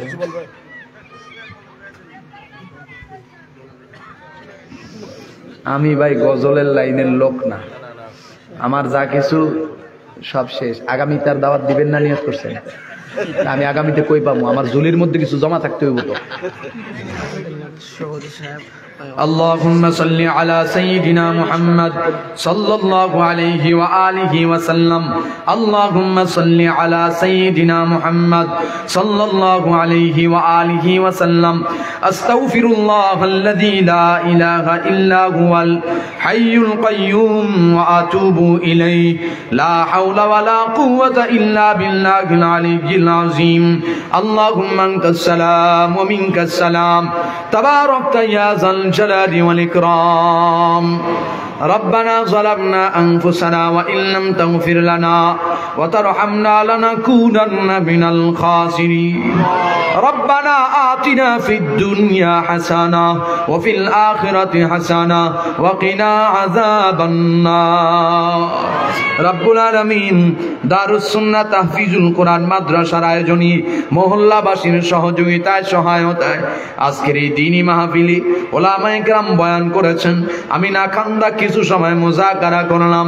আখেরি মুনাজাতি সাদা দাড়িওয়ালা মুরব্বি বাজানদেরকে নিয়ে হাত তুলেছি। তরুণ নওজোয়ান যুবা সমাজ হাত তুলেছে। কোরআনের হাফেজ আলেম দ্বীন হাত তুলেছেন। কচি কাঁচা নিষ্পাপ জান্নাতি শিশুরা হাত তুলেছে। জানি না পর্দার আড়ালে কোন আবেদা সালেহার হাত আমাদের সঙ্গে উঠেছে। রব্বুল আলামিন আমাদের এই সব আয়োজনে ভুল ত্রুটি বেয়াদবি মাফ করে কবুল করে নেন আল্লাহ। যা কিছু হাদিয়া দান করবেন অসংখ্য অগণিত গুণে বাড়ায়া নবীজি আলাইহিস সালাতু ওয়াস সালামের মোবারক রওজায় পৌঁছায়া দেন আল্লাহ। সেখান থেকে ফয়েজ ও বারাকাত বৃদ্ধি করে হযরত আদম আলাইহিস সালাতু ওয়াস সালাম থেকে নিয়ে আজ পর্যন্ত আম খাস তামাম মুমিন মুমিনাতের কবরে পৌঁছায়া দেন আল্লাহ। আয় আল্লাহ তাআলা, খাস করে আমাদের যাদের আব্বা নাই, যাদের আম্মা নাই, দুঃখিনী মা বাবা যার কবরবাসী, দুঃখিনী মা বাবার কবরে হাদিয়া পৌঁছায়া দেন আল্লাহ। আব্বা আম্মার কবরে খাতায় কসুর থাকলে মাফ করে দেন আল্লাহ। আব্বা আম্মার কবরকে মুনাওয়ার করে দেন আল্লাহ। আমাদের যাদের আব্বা আম্মা বেঁচে আছেন দীর্ঘ নেক হায়াত দান করেন আল্লাহ, সুস্থ রহমত দান করেন আল্লাহ। আব্বা আম্মার জীবনের সমস্ত গুনাহ খাতা মাফ করে দেন আল্লাহ। রব্বুল আলামিন আমরা যারা হাত বানাইলাম আমাদের জীবনের সব গুনাহগুলি মাফ করে দেন। ইচ্ছায় করলাম, অনিচ্ছায় করলাম, দিনে রাতে আলোতে অন্ধকারে একা একা জামাত মিলায় মিলায় করলাম, সব গুনাহ থেকে তওবা করি, মাফি কামনা করি। আল্লাহ আমাদের জীবনের সব গুনাহগুলা মাফ করে দেন। রব্বুল আলামিন গরিবি দূর করে দেন আল্লাহ। অভাবীর অভাব মোচন করে দেন আল্লাহ। ঋণগ্রস্তের ঋণ পুনিশ আসানির সাথে আদায়ের তৌফিক দিয়া দেন আল্লাহ। বেকারত্বের অভিশাপ থেকে আমাদেরকে হেফাজত করেন আল্লাহ। চাকুরিজীবীর চাকুরি, ব্যবসায়ীর ব্যবসা, হালাল রিজিকে ভরপুর বারাকা দান করেন আল্লাহ। আয় আল্লাহ মুসিবতগ্রস্তের মুসিবত দূর করে দেন আল্লাহ। অসুস্থকে শিফা দান করেন আল্লাহ। রব্বুল আলামিন আজকের আয়োজন কবুল করে নেন। আমার যুবক ভাইদেরকে কবুল করে নেন, মুরব্বী বাজানদেরকে কবুল করে নেন, পর্দার আলে মা বোনদেরকে কবুল করে নেন, দারুস সুন্নাহ তাহফিজুল কোরআন মাদ্রাসা কবুল করে নেন। উস্তাদ, ছাত্র, গার্জিয়ান, কমিটি, মহল্লাবাসী সব আপনি কবুল করে নেন আল্লাহ। আল্লাহ মহল্লাবাসীর দিলের মধ্যে মাদ্রাসার প্রতি প্রেম মায়া মমতা আল্লাহ বাড়ায়া দেন, আল্লাহ গালেব করে দেন আল্লাহ রব্বুল আলামিন। মাদ্রাসার যাবতীয় নেক হাওয়ায়েজ গায়বী খাজানা থেকে পুরা করে দেন আল্লাহ। মাদ্রাসার উসিলায় এলাকার ঘরে ঘরে দ্বীনের বাতাস চালু করে দেন আল্লাহ। হিদায়াতের আলো আম করে দেন আল্লাহ রব্বুল আলামিন। যে যেই নিয়তে দোয়া চেয়েছেন, সভাপতি জনাব মাস্টার নুরুল ইসলাম সাহেবের জন্য দোয়া চাওয়া হয়েছে, শফিকুল ইসলাম নামে একজনের জন্য দোয়া চাওয়া হয়েছে, প্রতিষ্ঠাকালীন সভাপতি যিনি তার জন্য দোয়া চাওয়া হয়েছে। আল্লাহ পূর্ণ সুস্থ রহমত দান করেন আল্লাহ। আরো যারা রিলেটিভ পরিচিত আমার শ্রদ্ধা ভাজন বড় ভাই মুফতি আফম আকরাম হুসাইন হাসপাতালে ভর্তি, অসুস্থ, পূর্ণ সুস্থ রহমত দান করেন রব্বুল আলামিন। সর্বময় খায়েরের ফয়সালা করেন আল্লাহ, অকল্যাণ থেকে হেফাজত করেন আল্লাহ। কঠিন কঠিন রোগ বিমার মুসিবত থেকে আমাদেরকে হেফাজত করেন আল্লাহ। কঠিন কঠিন রোগ বিমার দিয়ে হালাক করিয়ে দিয়েন না। রাস্তাঘাটের বিপদ আপদ মুসিবত থেকে সব সময়ের মতো আগামী সফর গুলাতেও হেফাজত করে আয় আল্লাহ। প্রত্যেকের ঘরের মধ্যে খায়ের ও বারাকা দান করেন, মিল মুহাব্বত ভালোবাসা বৃদ্ধি করে দেন আল্লাহ রাব্বুল আলামিন।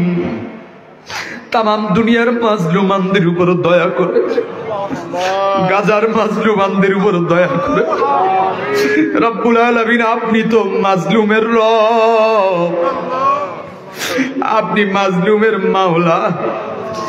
আমাদের হাতে ক্ষমতা নাই, আমাদের হাতে কিছু করার নাই রব্বুল আলামিন।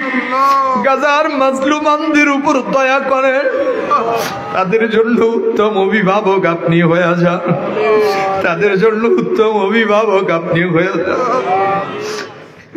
কেমনে এত মুসিবত, এত কষ্ট কেমনে মানুষ সহ্য করবে জানি না। আপনার কুদরতের পরীক্ষা, আপনার কুদরতি ইচ্ছা আমাদের জানা নাই রব্বুল আলামিন। আমাদের আকসা আমাদেরকে ফিরায় দেয়, আমাদের বাবরি আমাদেরকে ফিরায় দেয়। এই বাংলাদেশেও আমরা যারা মাজলুম ওলামায়ে কেরাম বরাবরের মতো মাজলুম আল্লাহ। জুলুমবাজরা যখনই ক্ষমতায় বসে বিরোধী দল তাদেরকে গুনায় ধরে না, জুলুম করে, নির্যাতন করে, অন্যায় ভাবে জেল জুলুম রব্বুল আলামিন। আমাদের বাপ দাদার করায় স্বাধীন ভূখণ্ডে মুসলিম অধ্যুষিত দ্বিতীয় বৃহত্তম মুসলিম দেশে বেদিন বেঈমান কাফের মুশরিকদের আনুগত্য কইরা যারা এদেশের মানুষকে কষ্ট দেয়, এমন মানুষ আমাদের নসিবে আর দিয়েন না। ইসলাম দেশ মানবতার প্রেম বুকে ধারণ করে এমন মানুষ আমাদের নসিবে তকদিরে মিলায়া দেন রব্বুল আলামিন। তামাম দুনিয়ায় আপনার দ্বীন জিন্দা করে দেন আল্লাহ। যা কিছু দোয়া করলাম নবীজি আলাইহিস সালাতু ওয়াস সালামের দোয়া তুফাইলে কবুল করে নেন আল্লাহ। আল্লাহুম্মা রাব্বিরহামহুমা কামা রাব্বায়ানি সাগীরা। ربنا هب لنا من أزواجنا وذرياتنا قرة أعين وجعلنا للمتقين إماما اللهم أعنا على ذكرك وشكرك وحسن عبادتك اللهم إنك عفو كريم تحب العفو فاعف عنا يا غفور يا رب العالمين وصلى الله تعالى على خير خلقه محمد وعلى آله وأصحابه أجمعين وارحمنا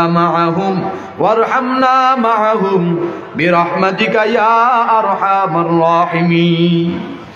السلام عليكم.